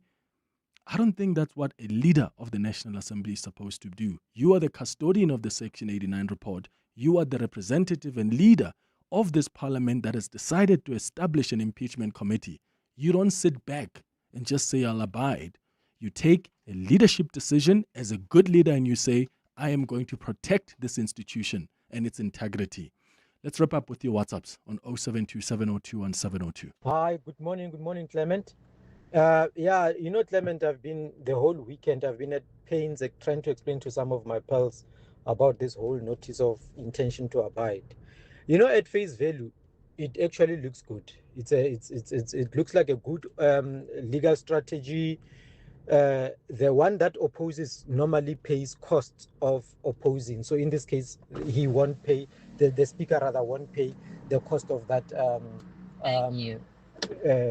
opposing. However, here is the downfall to the strategy. is that if there's any adverse finding that the court may have in terms of Section 172(1) of the Constitution, which allows the court to give any justifiable or reasonable judgment or court order, then the Speaker will not be able to oppose, or although they will have recourse in appealing, which then will prolong the whole court process. Yeah, so it's good, but on the other side, it's a catch-22, Clement, truth be told, Simon and Juron. Clement, you are correct about the Speaker. People were too celebrative on the Speaker that she's doing everything that the Constitutional Court has said. But if you look at it, she's not. She wants to be seen as she's doing something, but she's not. She's actually doing the opposite. The things that are obvious, she will run with them so that we can see that she's doing them, because it will be very hard for her to hide those. But the things that she's supposed to do, like opposing the president, she's not doing it. Why? She's an ANC member through and through, no doubt about it. A party line has been established when Clement, including in parliament. The ANC people are opposing everything. But if you look at them, their posture, it will look like they are not. While they are, we are watching them. So the Speaker, you must not celebrate. These are ANC people who will show you flames if you're not watching. Ndhlela. Well, Ndhlela, we'll hear from the Speaker herself just after the news at 11 o'clock. Sfiso, good morning. Thanks, Clement. Good morning. Medicare 24 CEO Mike van Wyk has asked for his testimony at the Madlang Commission to be postponed because he's suffering from severe panic attacks. He's scheduled to present evidence today, but the Commission will decide whether the reasons provided in his application warrant a delay. Van Wyk is expected to testify about his alleged links to suspected underworld figure Vusmuzi Mandlala and the circumstances under which his company secured a 360 million rand SAPS tender. The IEC in the Western Cape says security at voting stations is being closely monitored following the murder of DA ward candidates and community activist Sinovuyo Jokwe in Dunoon. Jokwe was shot while returning home after voter registration activities on Saturday night. Her murder has sparked safety concerns ahead of the municipal elections later this year. And developments out of the UK, where embattled Prime Minister Keir Starmer is expected to make a statement any moment now, as MPs say he could be setting out plans to step down. A podium has just been set outside number 10, which is the official residence and the Prime Minister's office. This all comes as potential successor, veteran Labour politician Andy Burnham, is expected to be sworn in as an MP. And those are the headlines. This EWN and more at 11 or as it happens. EWN Traffic. Well, at this hour, if you're leaving Brakpan heading towards Boksburg, Germiston, the roadwork slowing down traffic on the N17 eastbound between Rondebold Road and Osborne. Also in Modderfontein, Edenville area, there's slow-moving traffic. On Modderfontein Road, that's approaching Lorry. There's also faulty traffic lights in four ways at Winnie Mandela Drive and Monte Casino Boulevard. Traffic lights still not working in Sandton at Greyston and the M1 North, as well as in Woodmead at Woodmead Drive and Woodlands. If you come across any other traffic issues, kindly WhatsApp us on 072-702-1702. There's more EWN on air, online, and on the EWN app. Bongani Bingwa, 702 Breakfast. Weekday mornings, 6 to 9. There's growing anxiety about the planned demonstrations set for the 30th of June. What if things go wrong? And have the perceptions about the impact of migrants been properly tested? The fact of the matter is we have lots of undocumented immigrants in South Africa. How concerned are you in terms of the loss of control by the state on this issue? Repatriating illegal immigrants is not a solution. We can't deport our way out of this, can we? Absolutely not. You have to go to the root cause. What can South Africa do? Some significant, difficult political decisions must be made. Pressure must be brought to bear. Sanctions needs to be part of the package in order to pressurize governments. I wonder if we haven't been complicit by having this kid glove approach. Dr. Oscar van Heerden. Bongani Bingwa, 6 to 9. On 702. This July, experience a world premiere unlike anything Johannesburg has seen before. The Bakai, an African choral ballet, is a first-of-its-kind collaboration between Joburg Ballet, UJ Arts and Culture, the acclaimed University of Johannesburg Choir, and a live chamber orchestra from the Johannesburg Philharmonic Orchestra. A bold reimagining of Euripides' timeless classic. This spectacular production fuses ballet, African choral music, and live orchestral performance into one unforgettable theatrical event. See it from the 3rd to the 12th of July at the Ndhlela Theatre at the Joburg Theatre. Book now at Web Tickets. The Bakai, an African choral ballet, a landmark world premiere. Don't miss it. You are not dreaming. You are repeating. Insurance, pineapple. Insurance, pineapple. Insurance, pineapple. Insurance, pineapple. Pineapple FSP 48650 is underwritten by Omart Insure Limited, a licensed non-life insurer and authorized FSP. Is your ID number one of the thousands blocked by the Department of Home Affairs? Home Affairs is launching a nationwide campaign to help people whose IDs are blocked to resolve their identity profile on the National Population Register. To find out more on the requirements for this process, visit dha.gov.za and click on Blocked IDs. You have until the 10th of July 2026 to present yourself at a Home Affairs near you. Take action now. A blocked ID is a blocked future for an eligible person. It means no access to jobs, education, social grants, banking, and no participation in elections. This message is brought to you by the Department of Home Affairs, delivering dignity to all. It's your last chance to enter the Nedbank Business Ignite on 702. It's closing entries soon. This year, we're celebrating entrepreneurs who've turned personal challenges into businesses that make a real difference. Catch 702 Breakfast with Bongani Bingwa every morning to meet the finalists and hear their inspiring stories. Go to igniteyourbusiness.co.za or primemediaplus.com to enter. You could win 200,000 Rand and the recognition your business deserves. T's and C's apply. See money differently. Nedbank, an authorized FSP and registered credit provider. You're with Clement Manyathela. 702. Let's walk the talk. 23 minutes before 11 o'clock. So we started a series a couple of weeks ago looking at Johannesburg entities. We started with the Joburg City Parks and Zoo. We did the Johannesburg Property Company. Last week we focused on the Joburg City Theatre. And today we turn our attention to the Johannesburg Fresh Produce Market. And as you know, Johannesburg is home to the largest fresh produce market in Africa, a wholesale hub that moves roughly half the country's fruit and vegetables and underpins food security for millions of households across Gauteng and beyond. In fact, someone was saying to me on Twitter this morning when I was introducing this conversation we'll have that it's the largest in the Southern Hemisphere, both by volume and turnover. And every day, thousands of farmers deliver produce that thousands more buyers and informal traders rely on to put food on the table. So this is one of the few City of Johannesburg entities that also consistently post clean audits and billion rand monthly turnovers. And this is under the CEO, Sello Makubela.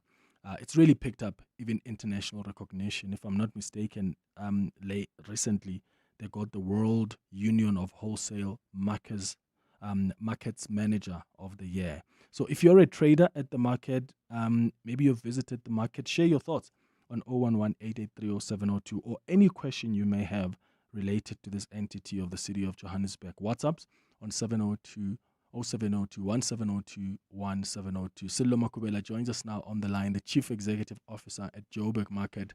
Mr. Makubela, thank you for making time. Good morning. Good morning, Clement, and thank you so much for having us on your show. It is an absolute pleasure to be on Radio 702, especially on the Clement Manyathela Show. And thank you so much for having us. So help us maybe understand your mandate as the Joburg Market. What does the Joburg Market actually do, and why does it matter beyond just the agricultural sector? But it matters for ordinary Joburg households.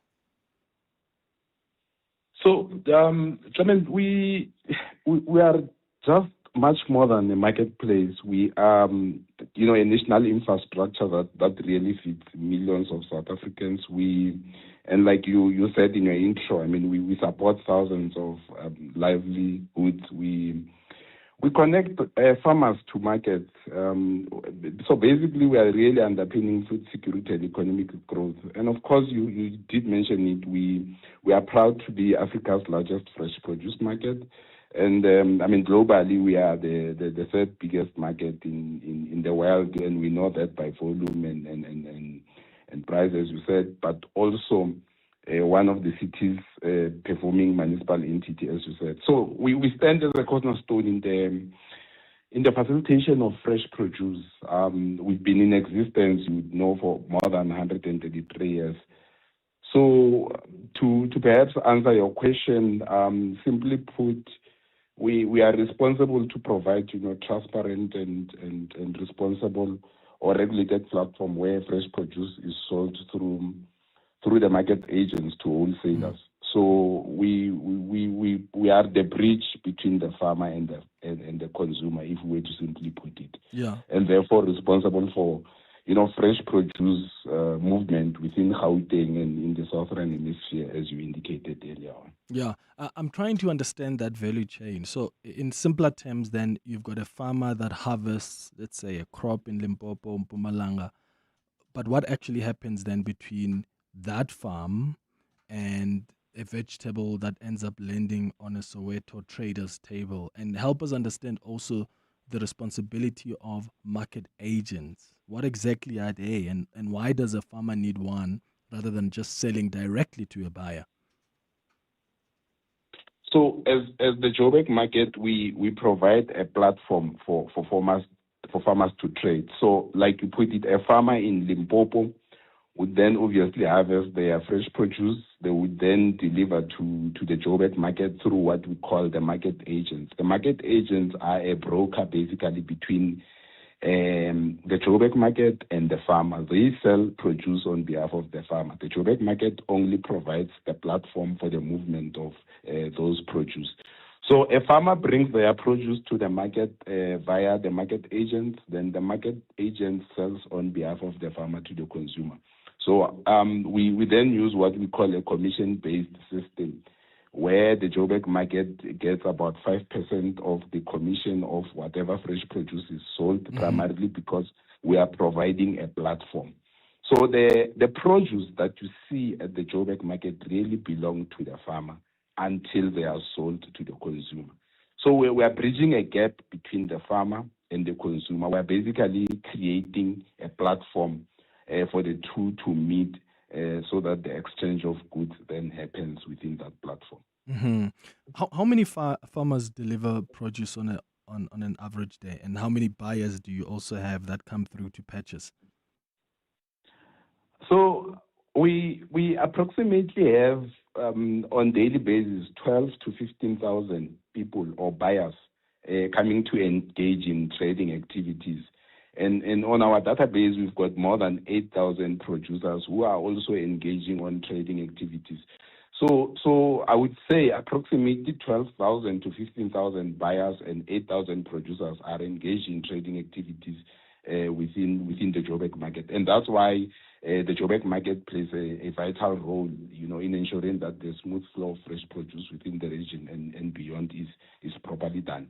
But yeah, 12 to 15,000 people coming to visit the market on a daily basis, trying to buy fresh produce, and about 8,000 producers on our database engaging in trading activities on a daily basis. The market runs fruit, vegetables, and potato and onion hubs. And I was trying to figure out why the decision was taken to sort of divide it in that way. Does each hub work differently? How is it structured? So at the market, we've got about 3 trading floors. We call them trading floors. Mm-hmm.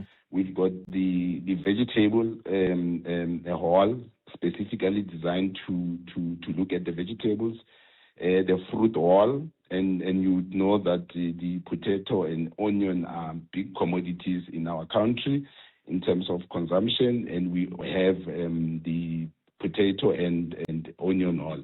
So how we then divided them along those lines is primarily because of cold chain requirements. I mean, vegetables have their own cold chain requirements, fruits same.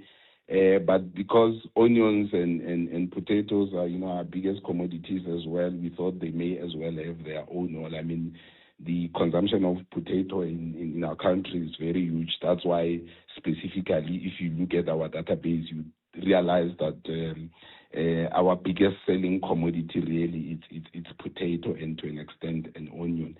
And that's why it has been divided like that for a number of years. Yeah. Okay, so when a produce then doesn't sell on the day, where does it go, and who absorbs that loss? So what we have realized at the market is that what you bring at the market goes. But because we've got what we call the cold chain facilities or the cold rooms, if a produce because vegetables and fruits are perishable by nature, and therefore they need to be stored at a temperature that is efficient and to ensure that they are not then perishable. So we then store them at our cold rooms if they are not sold on the day. But the chances are you realize that we do sell most of the produce that really come at the market. I mean, if you look at our wastage percentage, it's even less than 0.5. So you realize that everything that really comes at the market definitely is going to be sold. And that's why we are able to then generate the revenue that we generate, primarily because we've got the footprint in terms of buyers coming to buy, but as well there's confidence from the farmers that will be able to move their produce. So our wastage really is less than 0.5%. So you realize that in most cases, everything that comes to Joburg market gets to be sold. So I guess then the cold storage and the ripening infrastructure helps, or is so central in keeping the prices fair. Does it assist in that? Yes, definitely. Like I said, the fruits and veg are perishable by nature, and therefore they need to be stored in the cold storage so that we then preserve their perishability. But as well, they do help. I mean, quality in fresh produce is very important, and therefore when you have cold rooms and banana ripenings, you are able to then banana ripening facilities. You are able to then ensure that the quality remains intact, so that you are able to get the price that the product deserves, especially to ensure that the farmers are able to then continue supplying the market. So, and I mean, we are one of the two market facilities in the country that have the banana ripening facilities. And that's why we are then able to trade the numbers that we are currently trading. All right, 12 minutes now before 11 o'clock. I've got a few questions coming from some of our listeners, some WhatsApps on 072-702-1702. We'll start with those after the break. Keep moving through 6 a.m. call times, the rain, dirt tracks, and moving through tight deadlines. Because you move with purpose, from the first stop to the final drop. The Hino 700 truck tractor comes standard with a 6-year drivetrain warranty and advanced safety features tailored to your industry. The Hino 700 is built to fuel your business's progress. Hino, all the way. Let's hear from Dr. Armand, owner of Monument Dental, why it pays to switch to OUTsurance Business Insurance. It was one call and I was covered immediately. We are very happy with the premium we're paying. I wish I did it sooner. For dentistries, general medical practices, and all other businesses, get a quote today and see why it pays to switch to OUTsurance Business Insurance. Visit outsurance.co.za or call 08600 60,000 today. Licensed insurer and FSP. TCs and information online. To walk the talk is to turn words into meaningful actions. And it's what we at 702 are committed to doing every day. We're also committed to following the rules set out by the Broadcasting Complaints Commission's Code of Conduct. to give you balanced programming, fair comment, and accurate news. But if we stumble along the way and you feel we're not living up to the code, let us know on comment@702.co.za. And if after that you're still not happy, you can direct your complaint in writing to the Broadcasting Complaints Commission, PO Box 412365, Craig Hall 2024. For more, visit bccsa.co.za. 702 Drive with John Perlman was in conversation with FNB Private Banking, discussing its recognition at the Europe Money Global Private Banking Awards. You know, from our perspective, private banking in South Africa has been lagging a bit behind what's happening on the global stage and international. You know, traditionally our side, it was private banking from a South African perspective was more about exclusivity, red carpet banking service, banking and lending solutions, you know, and that have lagged international markets. We've transitioned our model to be more advice-led, make sure and more holistic, you know, including investments, insurance, and that awards is a validation of the hard work. Learn more at fnb.co.za. FNB Private. Advice for your wealth journey. FNB is a division of First Rand Bank Limited, an authorized financial services and credit provider. 702. The Clement Manyathela Show. Let's walk the talk. 9 minutes before 11 o'clock, we're having a conversation this morning with the CEO at the Joburg Market, Sello Makubela, about the Johannesburg Fresh Produce Market. Really, Johannesburg being a home to the largest fresh produce market in Africa. It's a wholesale hub that moves roughly half the country's fruit and vegetables and underpins food security for millions of households across this province and beyond. It's one of the entities of the city of Johannesburg, and this is part of the series we started a couple of weeks ago, looking at these different implementing agents or agencies of the city of Johannesburg. So what questions do you have or any inputs for Sello Makubela? Give us a call on 011-883-0702. Your WhatsApp's on 072-702-1702. Or on the WhatsApp line says, Clement, I love the Joburg Market. There's a place there called Ndhela inside. I buy fresh produce there, very cheap, and I get to share it with my mom. Here's a WhatsApp that's also come through. Hi, Clement and the listeners. Just a question to the Johannesburg market.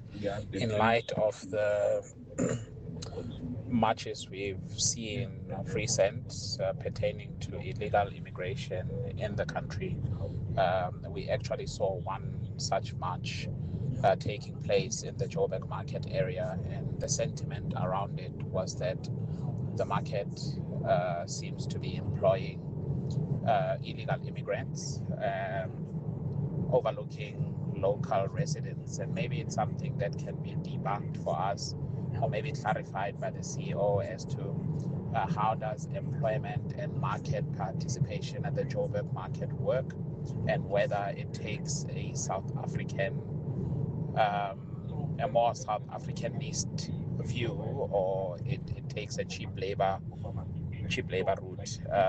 Thanks. I'm hoping that the answer to this is inspiring rather than demotivating. Thank you. Khomotso here in Joburg.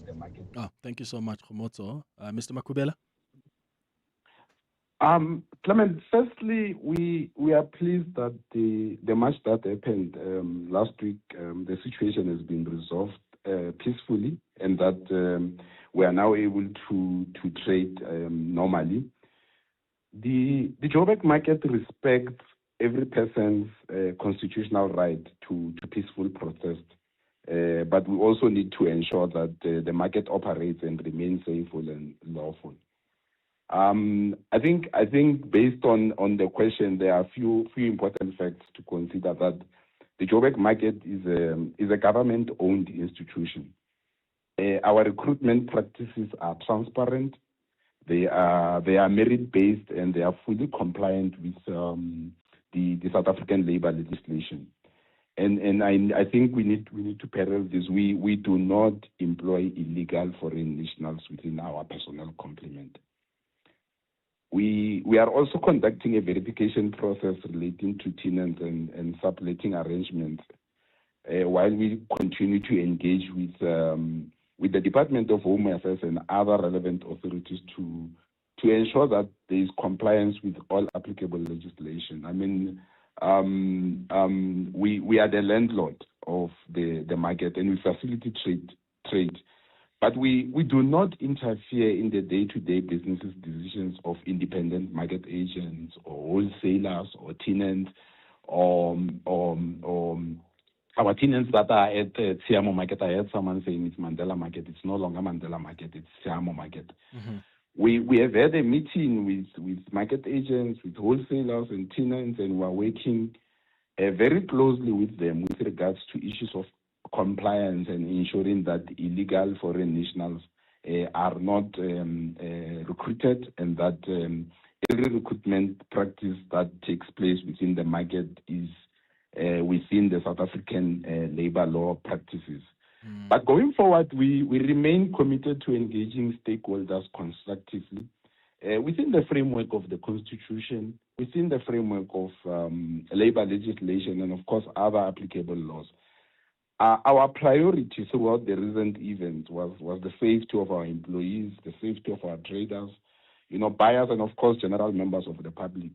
And I think we also need to appreciate the role that was really played by SAPS and JMPD to ensure that the community is safe. So let us be clear: we do not employ, as the Joburg market, illegal foreign nationals. Got you. And we are currently engaging all our tenants as the landlord, as the responsible landlord, to ensure that they are compliant with South African labor laws in terms of recruitment of their personnel. Yeah, I've got another comment here on the phone line. Koketso is calling us from the East Rand. Koketso, what are your thoughts? Good morning. Yes, good morning, Clement, and good morning to your guest.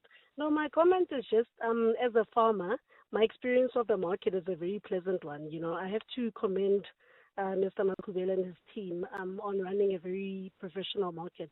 When we have to consign these farmers, it's very safe, it's very clean, and it's easy to consign at our market agents.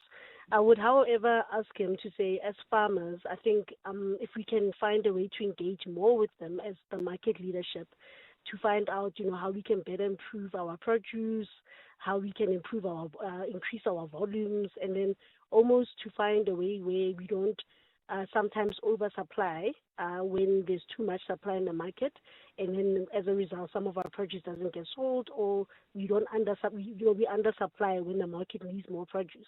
So I think if maybe they have to look at having contact sessions, even if it's maybe twice a year with farmers there at the market, it can be something that can be beneficial.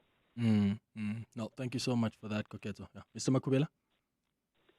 Yes, Clement. On an annual basis, we have what we call the market day, open day, where all the farmers, including emerging farmers, are then having a session with the market management. We then obviously engage with them with regards to really what the market is doing. So on annual basis around October, we then have that open. It's sort of an open day, open market day, where we engage with our key stakeholders, including the farmers.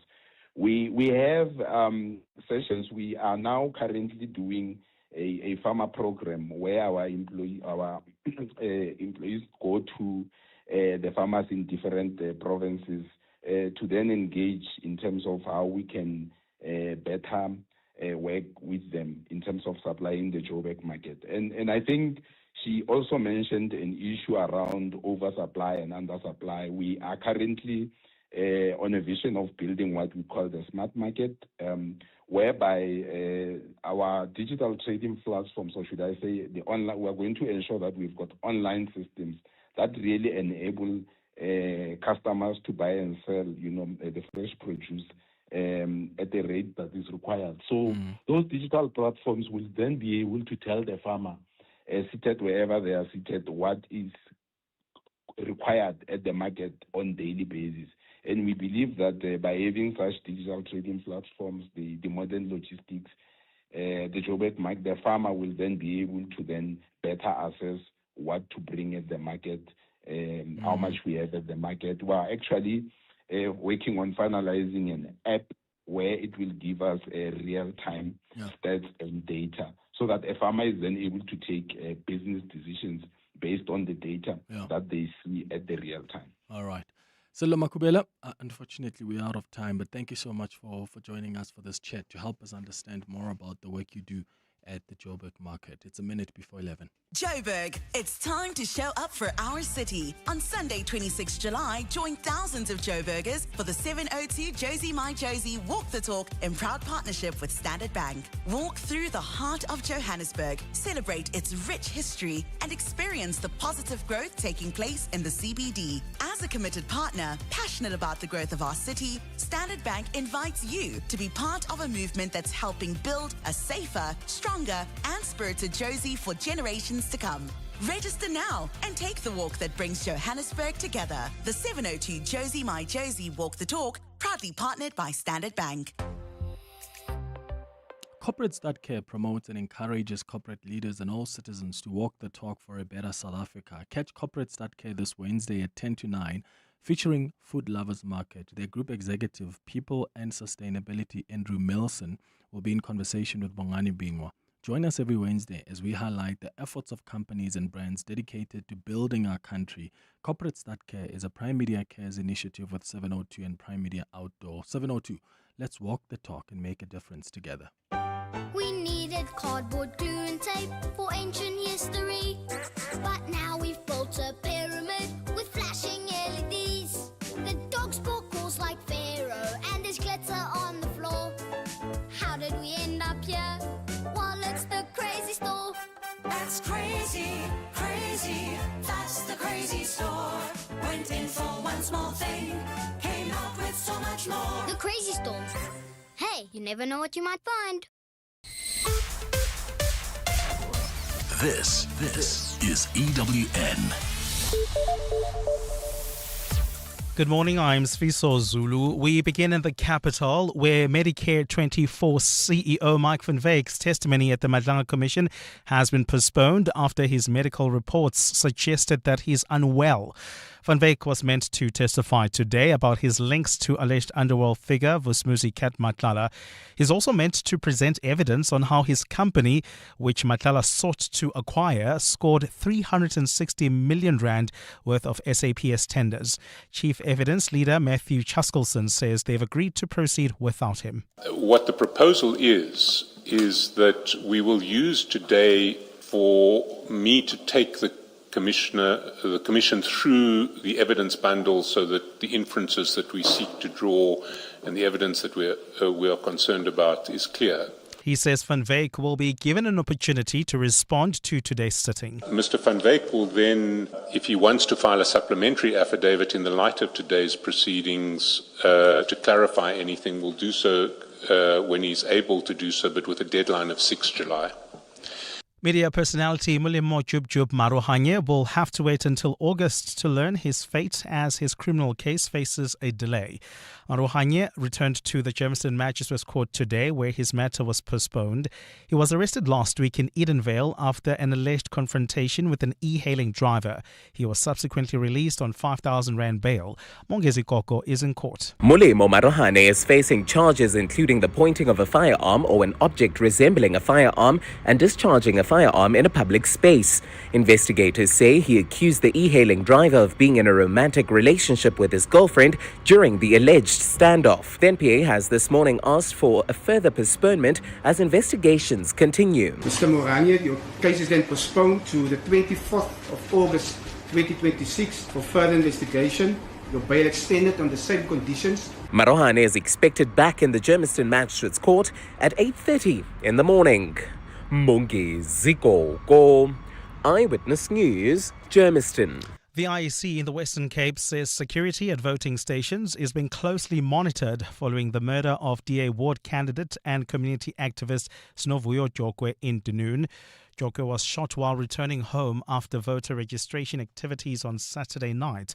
Her murder has sparked safety concerns ahead of the municipal elections in November.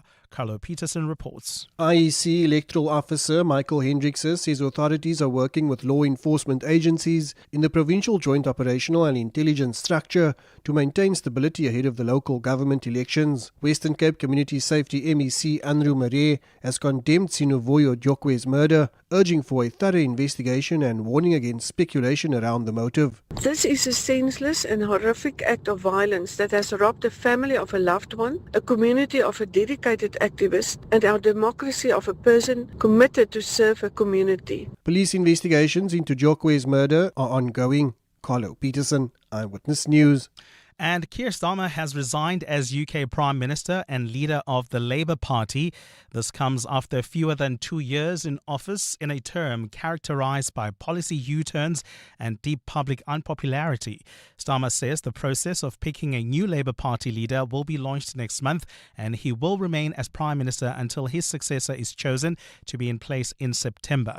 Potential successor, veteran Labour politician Andy Burnham, is expected to be sworn in as an MP. Burnham is due to take up his seat in the House of Commons 3 days after clinching victory in a crunch by-election and clearing the path for an anticipated leadership challenge. Starmer, speaking outside of Downing Street in number 10, says he will do everything he can to ensure an orderly handover of power and will give his successor his full support. Every decision I've taken has been about putting the country I love first. That is why I will resign as leader of the Labour Party. I have spoken to His Majesty the King this morning to inform him of my decision. I will ask the National Executive Committee of the Labour Party to set out a timetable with nominations opening on the 9th of July and completed by the summer recess. Gold is trading at $4,202.23 an ounce. The rand is at 16.43 to the dollar, 21.69 to the pound, 18.82 to the euro. Brent crude oil is at $78.89 a barrel. Leaving Brakpan, heading towards Germiston, bumper-to-bumper traffic on the N17 westbound between Rondebolt and Osborne Road. Look out for those faulty traffic lights in Midrand at Lever and Olifantsfontein Road, as well as in four-ways at Winnie Mandela Drive and Monte Casino Boulevard. A partly cloudy day in store for Gauteng. The temperatures will peak at highs between 16 and 18 degrees. The top story in EWN this hour. Medicare 24 CEO Mike van Wyck's testimony at the Madlanga Commission has been postponed after his medical reports suggested that he's unwell. EWN, in touch, in tune and independent. For the latest, visit ewn.co.za or download the EWN app. Joburg is more than just a city.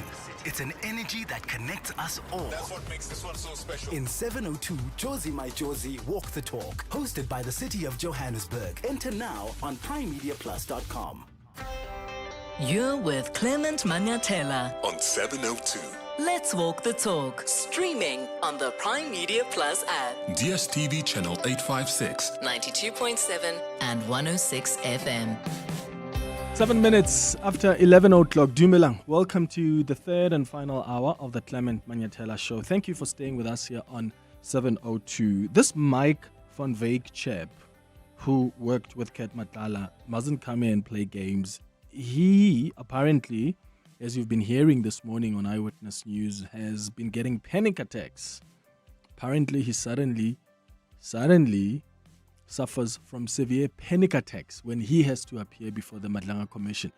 Oh no, but he didn't have panic attacks when he was running to ENCA to be interviewed, was he? Do you remember when he did an interview on ENCA with Pule and Yusuf? Where were the panic attacks then?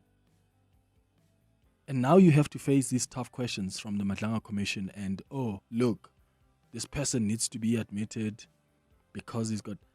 I say Madlanga Commission needs to have its own medical independent assessors.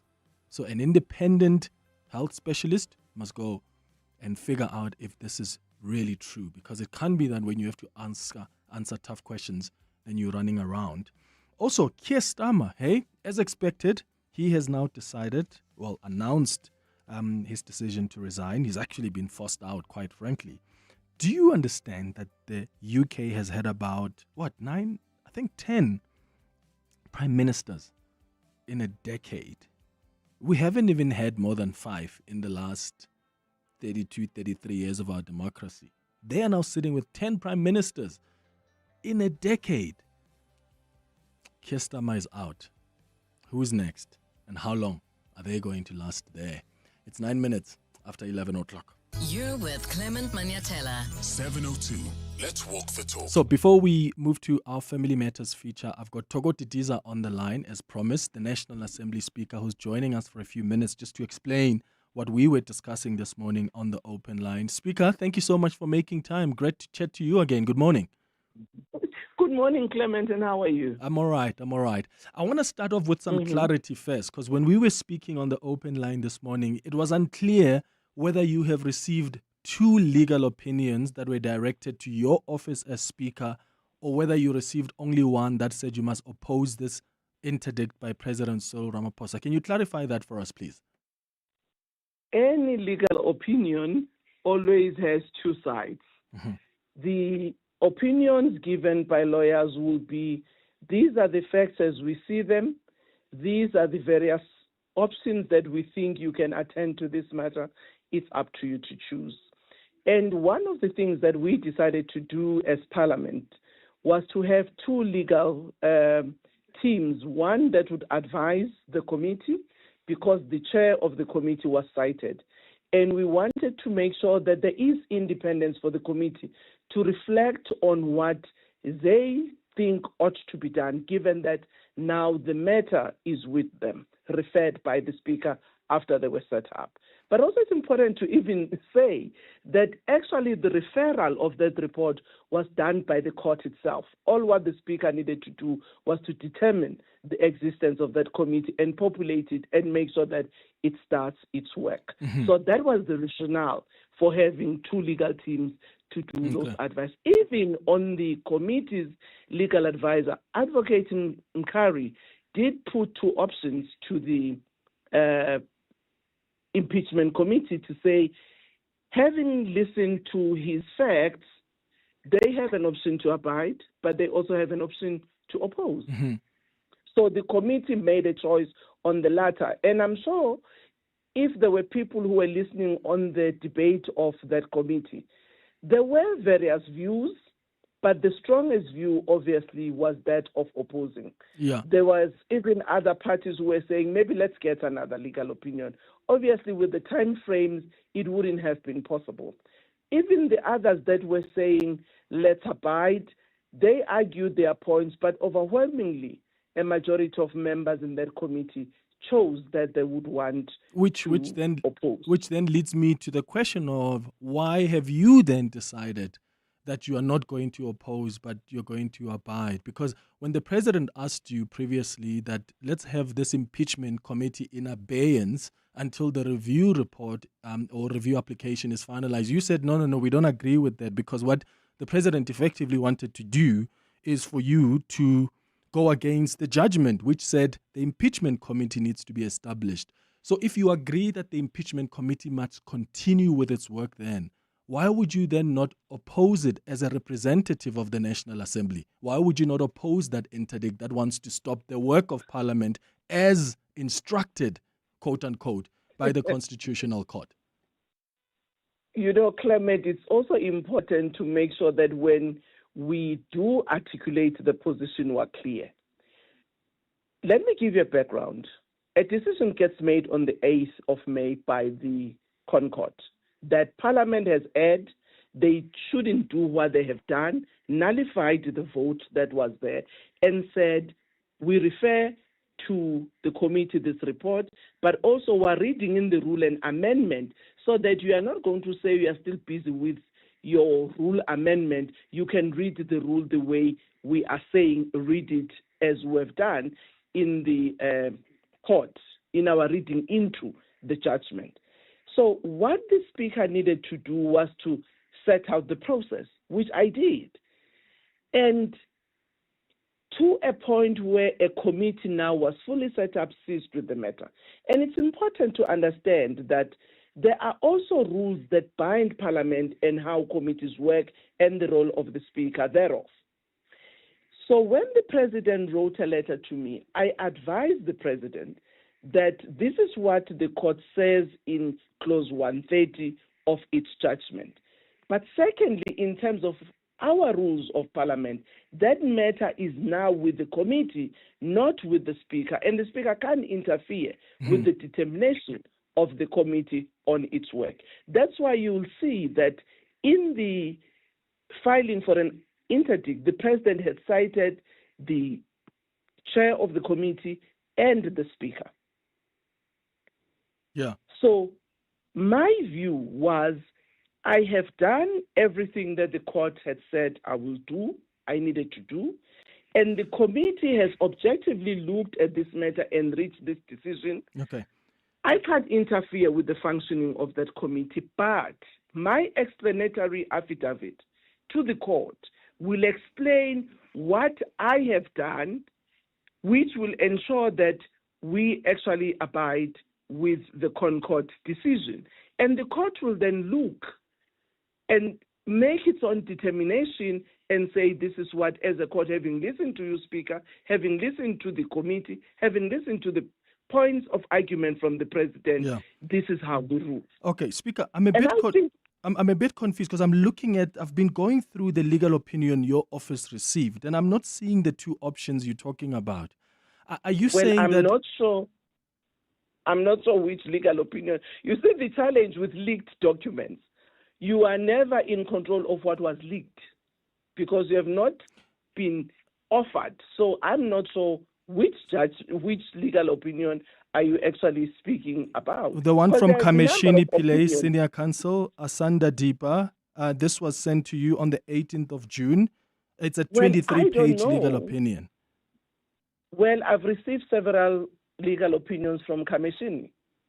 So that's why I'm saying I don't know which one are you referring to. So just to confirm them, you're saying that from Kameshini you have received two legal opinions. The one I'm looking at says you have to oppose or they advise us to oppose, but you're saying there's another one that said you can abide. That's another option you have. Actually, options in the legal document are always two. The lawyer will say, here are the options. You as a client, you decide. This is what as lawyers think.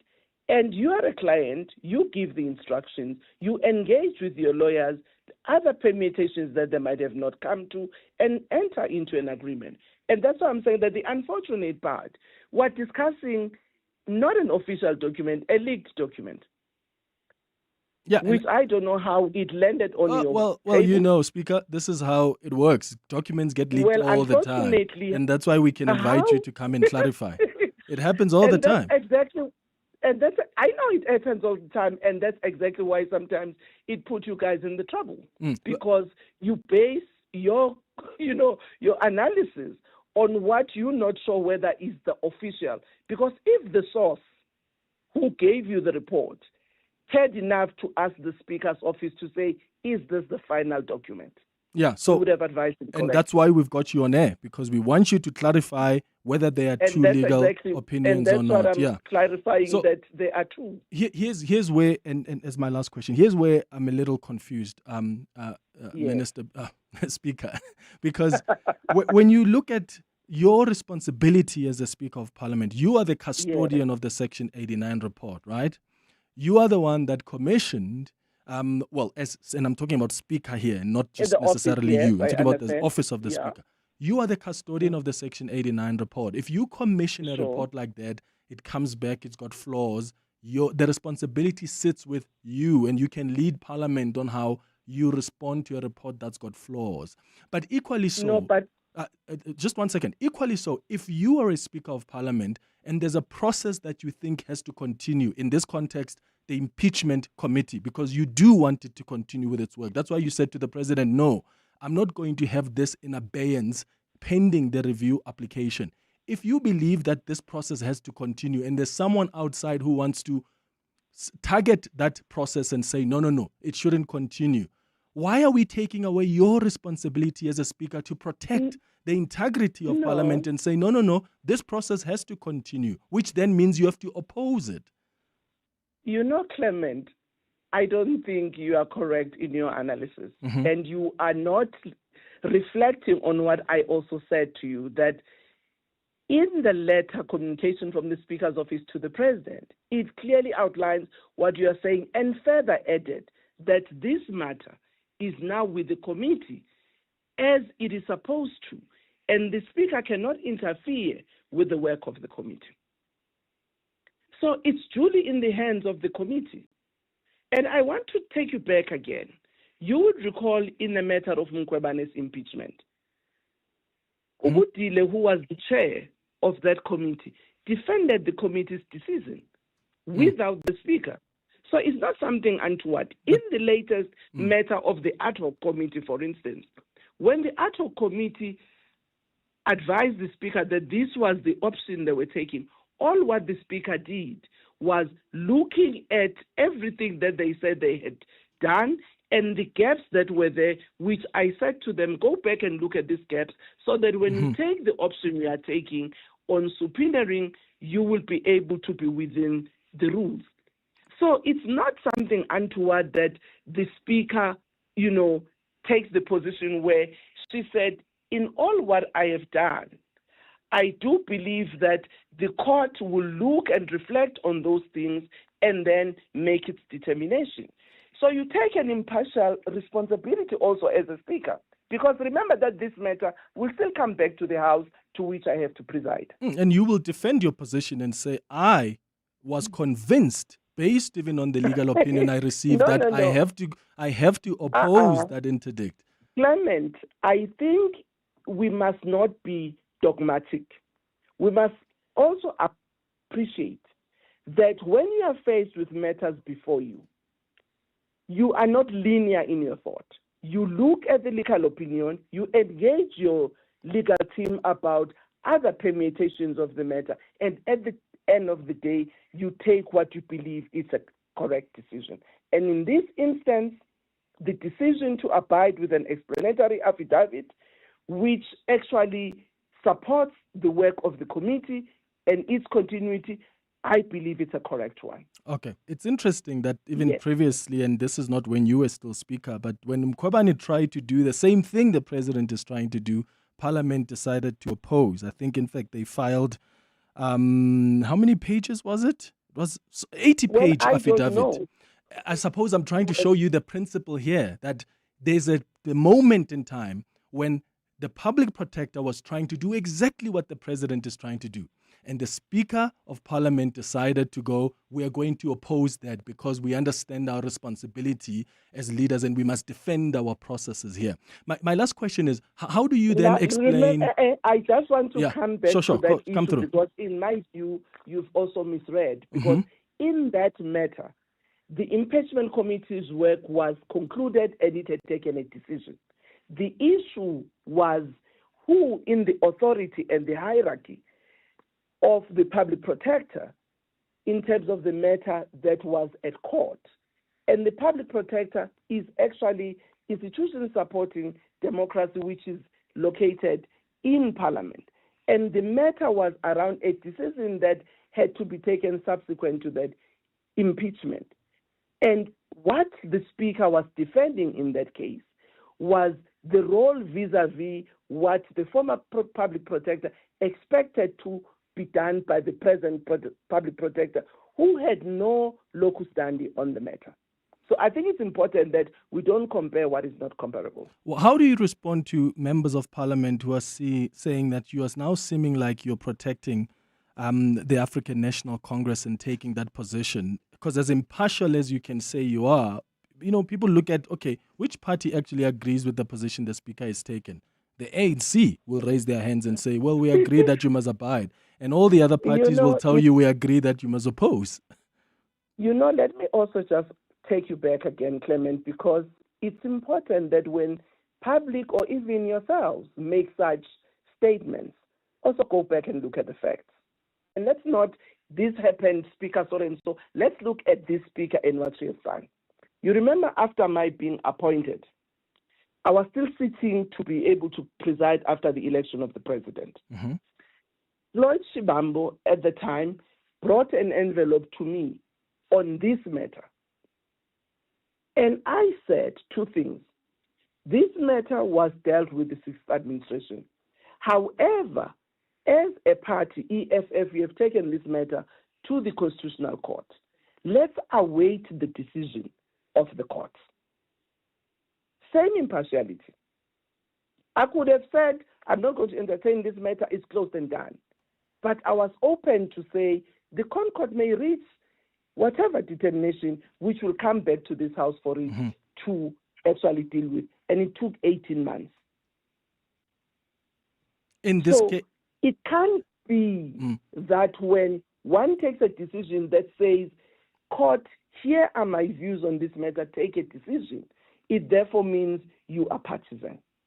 Yeah, and look, I'll take your point, Speaker. I just respectfully disagree that as a leader, you can just say to a court, especially on a matter like this, when you are so convinced that a process might continue. View. Yes, and I'm saying I respect yours, and I hope you can respect mine. Listeners, also, there are some who agree with you, some who disagree with you.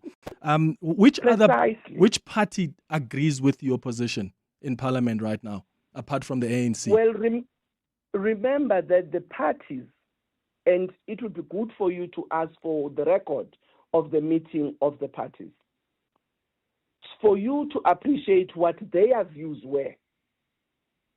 Because you had parties in there who never said a word, neither for or against. You had parties there who asked for a further legal opinion. You had parties there who said abide, but you had strong views from other parties who said the committee must oppose, which became the carried view. You had other parties in there who were saying, no, the committee must not be the one who oppose, must be the speaker. So the discussion was not as, linear as it might make it to be.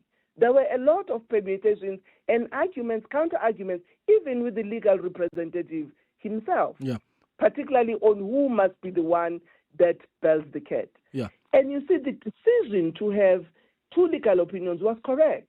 Because if, for instance, we had one legal team, and I decide, as the head of the institution, to say I abide, I would have not been able to allow for an alternative view if a committee has an alternative view. Have you sent both of those legal opinions to the impeachment committee? The abide and the oppose? Clement, I said to you there were two legal teams. One legal team was advising the impeachment committee, and they have their legal opinion from Advocate Mkari, which gave them two options, abide or oppose. I got that. Then I had my team. Which said what? Clement, I explained to you that I also had two options from which I had to exercise my decision. So have you sent both those options to the impeachment committee? I'm asking that because I've got three members of the impeachment committee already listening to us, sending me WhatsApps and saying, she hasn't sent us the opinion that says abide. We also only have the opinion that says oppose. Okay, which opinion did they receive from who? They never received it from my office. So I don't think we must discuss leaks and views of people who have not been given formally by the speaker their opinion. And even themselves, they didn't give me their opinion. I had when it was presented. So, and there was no discussion between the chair and myself that let's exchange legal opinions. Okay, in the interest of transparency, will you share it though? Will you share with the public that look? But Clement, what's wrong with that, Speaker? Whether you... No. I think we need to be respectful. We can differ, it's okay. But I'm saying we mustn't impose our views to others and say because this is how we believe it's correct. Like your station. I cannot ask your station to actually give me its decision on matters that I may feel strongly about that your station should not do. It's a decision of your board. Yeah, it's a parliament, Speaker. This is a private company, and the listeners may demand that of us because they are our bosses. In this case, I'm saying you are the Speaker of Parliament. If South Africans are saying, we are so confused, Speaker, let us out of the confusion. Show us both legal opinions so that we are settled. No. What harm could that cause, that level of transparency? Clement, there's no harm because there's nothing hidden. But I also think you mustn't come from a position that there's anything hidden. One thing that I've raised is how you got the document, because it's a leaked document. You did not write to the Speaker and say, Speaker, can you give me your document? Okay. So you are making us here on a public platform to debate, basically, which I will say, you could. I mean, if I were to put it in English. Okay. Okay. Because you already come with a view, you already have something that has fallen from it. Chuck, I don't know where it fell from. All right. And I'm saying, really, I think let's respect, one another. And I do respect your view. Yeah, and Because I it respect is your yours view. too. Yeah. But you must also respect mine. I do. Yeah. Togo Didiza, thank you so much. I'm completely out of time, but I really appreciate you making time to come speak to us. And I guess the listeners, you decide. What do you think is the best way? This is easy. Show us the opinion that says abide and oppose. Matter closed. Why would you be against that? What harm does that cause? Time for the latest in Eyewitness News headlines. Good morning. Thanks, Clement. Good morning. National Assembly Speaker Togo Didiza says her decision not to oppose the President's attempt to interdict Parliament's impeachment proceedings is neither inconsistent nor in conflict with that of the Impeachment Committee. The Speaker has filed a notice to abide with the court's decision, while the committee plans to oppose the application. Opposition parties are unhappy about Didiza's decision, saying she is abdicating her constitutional obligations. The testimony of Medicare 24 CEO Mike van Wyk at the Madlanga Commission has been postponed. It comes after the Commission went through his medical reports which state that he is unwell. Van Wyk was meant to testify today about his links to alleged underworld figure Vusimuzi Ndhlela. And UK Prime Minister Keir Starmer has resigned from his position as well as leader of the Labour Party. His decision comes after he accepted that his party does not believe he is best placed to lead the country into the next general election. Starmer says the process of picking a new Labour Party leader will be launched in July. Well, those are the headlines. This EWN and more at midday or as it happens. EWN Traffic. In Dertiput, Pretoria, there's a bumper traffic approaching the intersection of Sefako Makhato Drive and Moloto Road. That's due to faulty traffic lights in Boksburg. Leaving Brakpan heading towards Germiston. Roadworks still causing delays on the N17 eastbound between Rondebolt and Osborne Road. While traffic lights not working in four ways at Winnie Mandela Drive and Monte Casino Boulevard. Faulty traffic lights in Woodmead at Woodmead Drive and Woodlands. If you come across any other traffic issues, kindly WhatsApp us on 072 702 1702. There's more EWN on air, online, and on the EWN app. What if the problem you faced became the business that changed everything? That's what Nedbank Business Ignite on 702 is all about. With this year's theme, My Pain, My Purpose, My Solution. We're calling on small businesses that turn real challenges into powerful ideas. You could win 200,000 Rand in cash, plus mentorship, business support, and tools to help you grow sustainably. Enter the Nedbank Business Ignite on 702 now at primemediaplus.com or igniteyourbusiness.co.za. See money differently. Nedbank, an authorized FSP and registered credit provider. T's and C's apply. Ah, Shane, do you have a sore throat? The Ndhela range of lozenges offers two options. At the first signs of an irritated, scratchy throat, use Ndhela lozenges for dual-action, soothing relief. But for a painful, inflamed throat, use Ndhela C lozenges for triple-action, pain relief. Ndhela, SA's #1 choice for a sore mouth and throat. Ndhela lozenges are available at all leading pharmacies and supermarkets. Just Ndhela it. Today, standing out in the job market is more important than ever. Postnet and Huru are here to help you succeed. Did you know that many organizations require a criminal record check before hiring? From educators to retailers, drivers to lawyers and more, Postnet has you covered. From just 335 Rand, add a Huru criminal record check to your CV and stand out from the crowd. Visit your nearest Postnet today. Postnet, helping you succeed. Hey, we buy cars. How does it work if I want to sell my car? We'll drive to your place. You can visit our pods. Even if you don't have space, then at the mall in a parking lot, we've got lots of depots all across the land. Contact We Buy Cars. You're in safe hands. Safe hands. Wow, that's great. We Buy Cars, the easiest way to sell your car by far. On Sunday, 26 July, the entire city unites for the 702 Josie My Josie Walk the Talk. Walk the talk. And because Joburg is more than just a city, we'll be walking for the people. So join us and help make a difference to homelessness in the city by entering on primemediaplus.com and donating vouchers. Donate a voucher. Which is a cashless way to give, helping people experiencing homelessness access a hot shower, a meal, a bed, or more support. Anybody can join and everybody can donate. 702 Josie My Josie Walk the Talk, hosted by the City of Johannesburg. Enter and donate now on primemediaplus.com. 702. Family Matters. It's 25 minutes before 12 o'clock and time now for our Family Matters feature. Apologies for starting it so late, but I really wanted us to get clarity from the speaker because we spoke about this on the open line. There was just so much confusion about which is which, how many opinions are there and why has she taken the decision that she's taken. But on our Family Matters feature today, we are talking about the power of self-belief. Like, do you struggle with self-belief and confidence? Like, has doubt ever stopped you from pursuing an opportunity or a dream? Or maybe you've got great confidence in your abilities. I would like to know how you've cultivated your self-belief. And I mean, life is, of course, full of challenges. It's full of obstacles, setbacks, whether it's starting a new business, you're changing careers, you're pursuing a dream, or you're simply going through a difficult season. And these changes and challenges can often feel overwhelming. But what makes the difference between those who keep going and those who give up? And many psychologists normally point to one critical factor, which is self-belief. Dr. Tumi Mashiru is a clinical and sports psychologist in studio with us who will be guiding us through this conversation. Dr. Mashiru, thank you for coming through. Good morning. Good morning, and thank you for having me. So when we talk about self-belief, how different is it from confidence?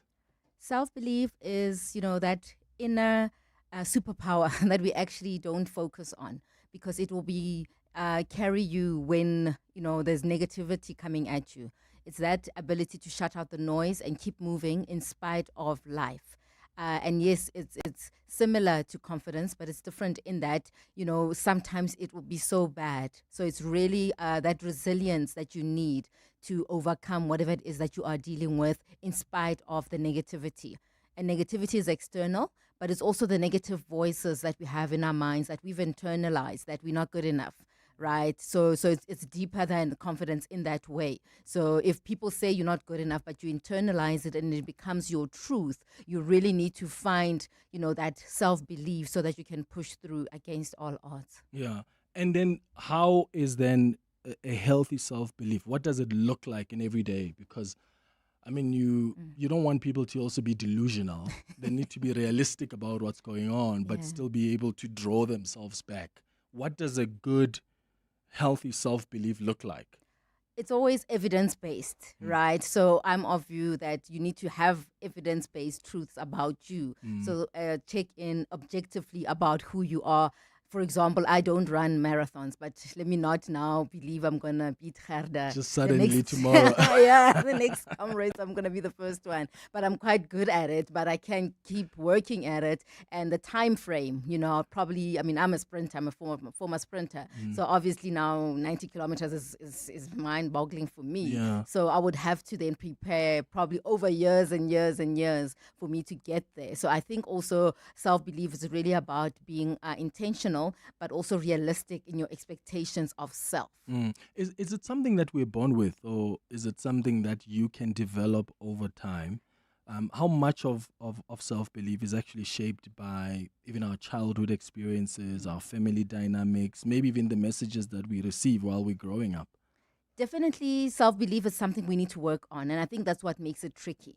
Yes, we might be born with that, naive belief of achieving anything. But if you're in an environment or your family talks critically, negatively about, what you can become, if they're negative towards you or you've had negative experiences, that will definitely, create a situation where your self-belief really is quite low. And I think that's where we need to be intentional, even, as children grow up, to encourage them, so that they can develop that self-belief. But also life happens sometimes. Maybe you did believe, you did put in the work and, things didn't happen the way you wanted. So that ability to also, work on it intentionally, right, to make sure that, you overcome and tap into, that self-belief so that you can be whatever you want to be or the thing that you want to do in life. So how do I know then that I'm confident or not confident in something? Because life is so broad, sometimes maybe there's this aspect of my life where I'm really confident. Maybe I run marathons and I've got self-belief in that. I put in the work, I'm confident. But maybe the minute I come on air, then I'm like, I'm feeling some type of way. So can you have high self-belief in one area of your life but struggle with self-belief in another? Definitely.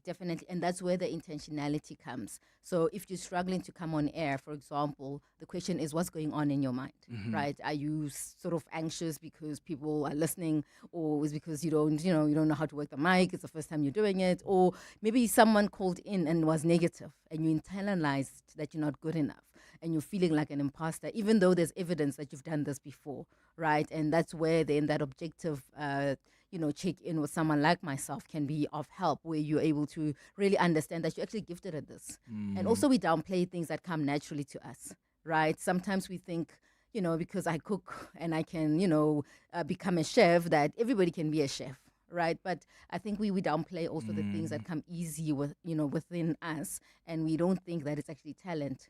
But actually it is, and that's what sets you apart from other people.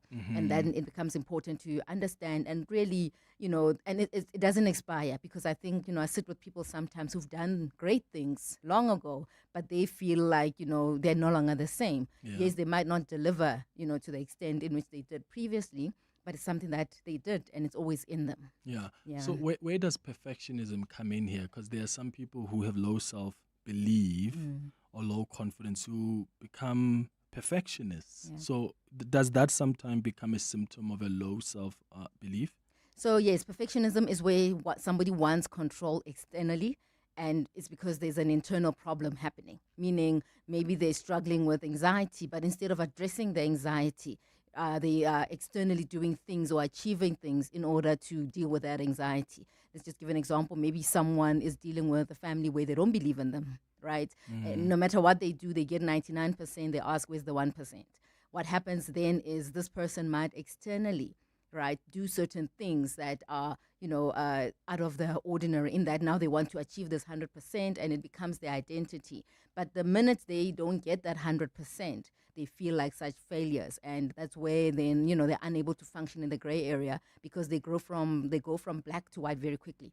If I'm not doing this, it means I'm a failure. Yeah. So the journey is to help them to function in the gray area, to see that they're actually good enough, that the family, unfortunately, was toxic, the standard that the family had put upon them, that they're not realistic, but to start seeing themselves for how great they are. And yes, that's where the internal work comes in, so that they see, what it is that they can achieve for what it is, instead of using the perspective of their family members. Yeah, I've got some messages coming through on the WhatsApp line, 072-702-1702. We'll start with them after the break. I want to know if you struggle with self-belief. Are you struggling with confidence? Like, has self-doubt ever stopped you from pursuing maybe an opportunity or a dream? And if somehow you've managed to cultivate that great confidence in your abilities or in a specific area of your life, how did you manage to do that? Let's give other listeners some tips on how they can cultivate that. It's 17 minutes now before 12 o'clock. If you think you cannot afford a lawyer, think again. Clientele Legal has made professional legal services affordable. You receive up to 745,000 Rand worth of legal services per year. Our range of plans include cover for you, your spouse, children, and extended family. Plans include cover for civil, criminal, and labor-related matters. Whether it's protection orders, gender-based violence, uncontested divorce, or poor service, your Clientele Legal lawyer will be there to assist you. Our services are convenient. Simply pick up the phone and call your lawyer or send us an email and we'll get back to you. All plans include a bail benefit of up to 5,000 Rand and we'll go to the police station and pay it for you. Plus, Clientele Legal offers you 24-hour telephonic legal advice. SMS Legal to 48721. That's legal to 48721. Clientele General is an authorized FSP and licensed non-life insurer. T's and C's online. Standard rates apply. It's lunchtime and Mr. D has you covered. Open the app, pick your favorite meal and enjoy free delivery between 11 a.m. and 2 p.m. No restrictions, no hassle. Skip the lines, stay at your desk and let us bring lunch to you. Plus, every food order on the Mr. D app gives you a chance to win exciting prizes. Download the Mr. D app now and make lunchtime effortless. Brush, stroke, paint, color, protect, and admire. From roof paint to exterior textures and interior silk, Warrior Paints has it all. The product range and stylish colors are amazing. And what's more, Warrior Paints has crushed prices for incredible savings. Enjoy that good old-fashioned personal service you deserve. For price, quality, variety, and service, Warrior Paints is streets ahead. Warrior Paints. Affordable, lasting luxury. Not every change feels like a choice. Some arrive as disruption. Shift Happens with Richard Sutton is a podcast about those moments where life moves first and you have to catch up. When certainty disappears, direction blurs, and everything familiar starts to shift. You'll hear stories from people who faced change, doubt, and pressure and found a way forward. Their stories give us confidence. Living vicariously through their experience gives us hope, and we learn from their journeys. Because what feels like an ending is often the beginning of something else. Shift Happens, weekly on primemediaplus.com, the Prime Media Plus app, Spotify, and Apple Podcasts. Powered by First Light, therapeutics for the modern mind. On Sunday, the 26th of July, the entire city unites for the 702 Josie My Josie Walk the Talk. And tomorrow, I will be finding out how by taking part in the Walk the Talk. And how it can make a difference in the lives of the homeless in the city. That's what we're going to find out tomorrow. So we will be doing our show from the MES shelter in Hillbrow, looking at the homeless issue and finding out how we can make the difference by donating vouchers to people experiencing homelessness, access to a hot shower, a meal, a bed, or more. So join us and help make a difference to the homeless in the city. Listen to this show between 9 and 12 tomorrow live from Hillbrow. And remember, you can enter the Walk the Talk by going to Prime Media Plus. And when you enter, consider making a difference in the lives of the homeless. Babiza bonke. 702 Family Matters. 14 minutes before 12 o'clock on our Family Matters feature this morning, we're talking about self-doubt or self-belief, the power of self-belief. But if you're struggling with self-belief, maybe you've got self-doubt, or maybe you've got a question to ask Dr. Tumi Mashiro, who is guiding us through this conversation, give us a call or send a WhatsApp voice note. Let's start with those voice notes. Morning, Clement. This is Anonymous calling from Randfontein. So this topic relates to me very well because I am also struggling with self-confidence, especially at work. I'm a graduate, I've got all the qualifications, but promotions are just jumping me because of this lack of self-confidence. Every time when I have to express myself, I get a difficulty, especially even in meetings. When I have to express my opinion, I struggle a lot. I struggle a lot to give my opinion, to give what is in my mind, because my fear is that people are listening. People are listening to me, are judging whether what I'm saying makes sense or not, or all those things. And then that's what is holding me back. Thank you, Clement. Yeah. Thank you. And now it's beginning to even affect his work. Yeah. Actually reminds me when we were still in school, especially in varsity, like you know the answer that the lecturer is asking, but you're scared to raise your hand because you don't really have confidence in either that or how you are going to, respond and articulate yourself. But yeah, when it affects your work, then that becomes an issue. Any advice for him? I would really recommend that he goes and sees a professional so that, they can take out the root cause of his anxiety or whatever he's experiencing. And he's a typical example of how you can be your own worst enemy. Right, because I don't know if someone has actually said that to him, but the internalized voice that he's not good enough. He's there as an imposter, basically, in his mind, and the mind is that powerful that it can really create a reality, like we're seeing that is playing out in his life. So I would recommend that he just gets that professional help, but also maybe get a mentor, someone he can speak about his progression in terms of his career that can guide him. When it comes to, how to, show up, at the workplace. Yeah. Here's another one. Hi, Clement and listeners. This is Michael from Pretoria. This is a very touching topic for me because I actually experienced a very rough phase of my life, when financially you are thrown into a pit. And I was sort of like in that for 2 years of my life.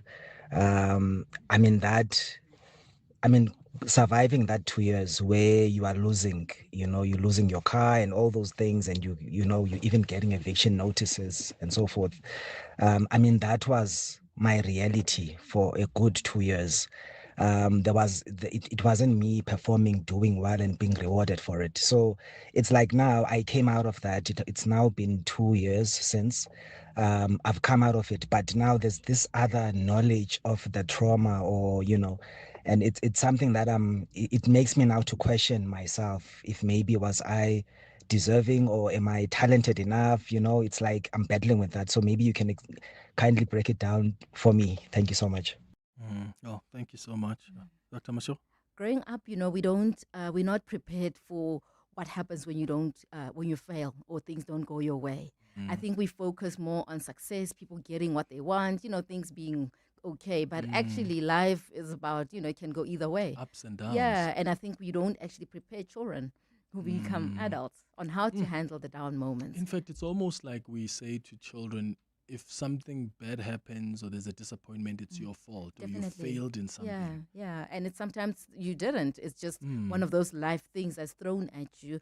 And I think it goes back to then, if you think now you are cursed or everything bad happens to you because of an incident, right, then you will be stuck there. And I think for him really is again seeing, and I always recommend that because an objective view like myself, you're able to really see, when you actually spiral and how to get out of it, and but he can get out of it once he just understands that it's over. It was part of his journey, but it doesn't define him, and now he's in a different phase. And actually to say goodbye or have closure from that phase and pick up the lessons from that phase, but actually be able to move on and know that it doesn't define him, what happened in the past. So research suggests that celebrating small wins helps to sort of cultivate that self-belief. How can setting these realistic goals to celebrate help strengthen that self-belief?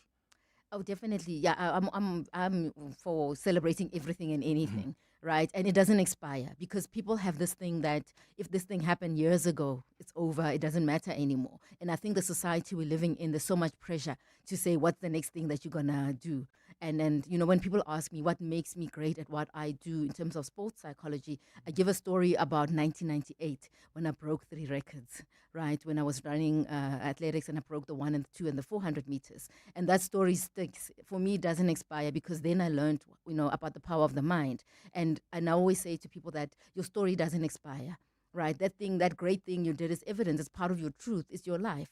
So it doesn't expire just because years have passed, right? So just understand who you are and understand your truth and ask people. And it's not to validate yourself from outside, but just ask people if you are struggling to see yourself, right? How they see you, the people who know you authentically, so that you remind yourself who you are, because sometimes we forget, with the word that is common now, gaslighting. We gaslight ourselves. Like you don't see yourself and yet you're stuck with yourself for the rest of your life. Yeah. 7 minutes before 12 o'clock. More of your WhatsApps and calls after this.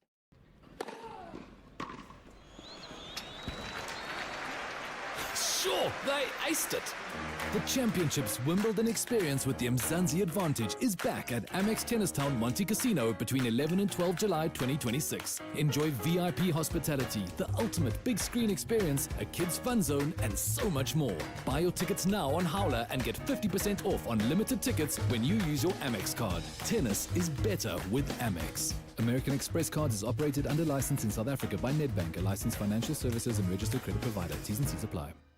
When the people of Joburg unite for 702 Josie My Josie Walk the Talk on Sunday, the 26th of July, your safety is our priority. Working closely with the South African Police Service, the JMPD, private security teams, emergency services, city wardens, and other key stakeholders, there's a complete and comprehensive safety plan in place every step of the way. And there is safe parking and park and ride to start at Ellis Park, thanks to Gautrain and Prasa. So come along and walk the iconic inner city with us by entering on primemediaplus.com now. The 702 Josie My Josie Walk the Talk, hosted by the city of Joburg. Walk with the people, for our Josie. Babize bonke, more on primemediaplus.com. Gauteng is currently experiencing high water consumption. To avoid water interruptions, residents are urged to use water sparingly to allow equitable supply. Act now, save water. Every drop counts. This message is brought to you by the Department of Water and Sanitation, Rand Water, Gauteng Provincial Government, City of Johannesburg, City of Tshwane, and City of Ekurhuleni. 702. Family Matters. 5 minutes before 12 o'clock, we're wrapping up our conversation with Dr. Tumi Mashiro around the power of self-belief. Some of the messages that have come through. Rose on the WhatsApp line says, Clement, my self-belief is non-existent. And that is due to external factors as well as how harsh I am to myself.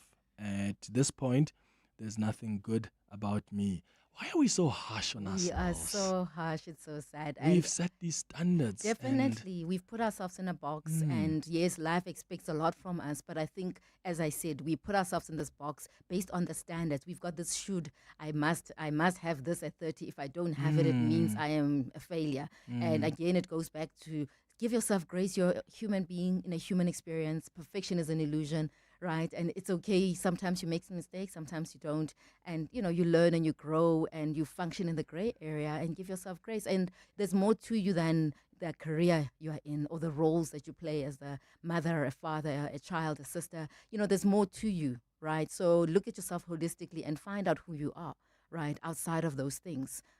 Because there's more to us than, the things that we do. Yeah. And the mistakes. And for parents out there listening to us, how can they nurture a healthy self-belief in their children without, raising entitled or arrogant children?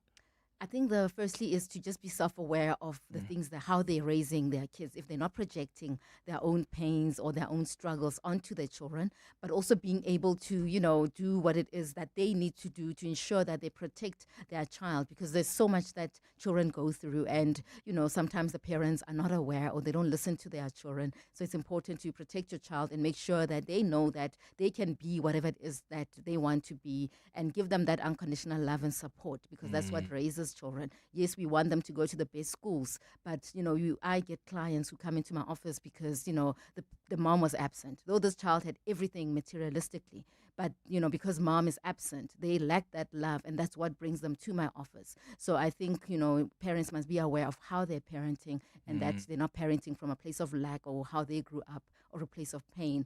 And actually, they can also come see me to unpack some of those things. But for the child as well, make sure you give them that unconditional love and support.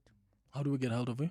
So at WhatsApp at 082-858-7033. My website is rebaonewellness.com. But also if people Google Dr. Kitumetse Tumi Mashego, they can find me. On the socials is at Dr. Tumi_DSM. All right. So Ribaone wellness.com and on WhatsApp 082-858-7033. That's correct. Dr. Tumi Mashego, thank you as always for guiding us through these important conversations. Thank you for having me, Simon. It's 2 minutes before 12. Insurance pulls you in. Pineapple pulls you under. Insurance. Pineapple. Insurance. Pineapple. Pineapple FSP 48650 is underwritten by Omart Insure Limited, a licensed non-life insurer and authorized FSP. Ready to go? No, can't. Your mother raised you. She can look after him for one day. But he's just a baby. He's 7. Just a baby. I've packed his favorite toy and blanket. Okay, just grab his Hills food. Always. We know that you only want the best for your small dog, which is why Hills has developed expert, science-backed nutrition to meet the unique needs of small dogs and help them live their best lives across their longer lifespans. Hills Pet Nutrition. Science does more. The Money Show. Weekday evenings at 6. The presumption up until now has been that we will probably use large language models through data centers. Could that assumption actually be wrong? You're perfectly right. And what these studies proves to us that if a small model can do a job of a giant one at 20% of the energy cost or even a fraction of the price, then the giant model becomes a financial liability, not an asset. Dr. Mark Ndhlela is the Chief Data Analytics Officer. The Money Show on 702. Let's walk the talk. The Money Show with Stephen Grootes is brought to you by Absa Rewards. Get double cash back depending on your rewards tier when an African team scores and wins at the FIFA World Cup 2026, courtesy of Visa. Use your Absa Visa card at rewards partners on match days to score. Join Absa Rewards on the banking app. Your story matters. Absa is an authorized FSP and a registered credit provider. T's and C's apply. Coming up next, the midday report with Mandy Wynn. How are you doing, Mandy? Good, thanks. What's popping? So the Medicare 24 CEO, Mike van Wyk, was supposed to testify today at the Midland. Don't laugh. And he's got panic attacks. Nice. Where were the panic attacks when he went to do an interview on ENCA? Not now. You just spent a whole hour with the therapist. Maybe I need therapy. The Ministers of Police and Defence meet to discuss plans ahead of the 30th of June deadline. The DA offers a 50,000 rand reward following the murder of its candidates in the Western Cape. Keir Starmer has just resigned as the UK Prime Minister. So we'll look at that and then we'll wrap up the weekend sport. All right, that's the midday report coming up with Mandy Wiener. Thanks for listening to the Monday edition of the Clement Manyathela Show. We chat again tomorrow between 9 and 12. Have a beautiful day, my friends. Bye-bye. This is EWN. Good afternoon. I'm Bali Dlamini. National Assembly Speaker Thoko Didiza says her decision not to oppose the president's attempt to interdict Parliament's impeachment proceedings is neither inconsistent nor in conflict with that of the impeachment committee. The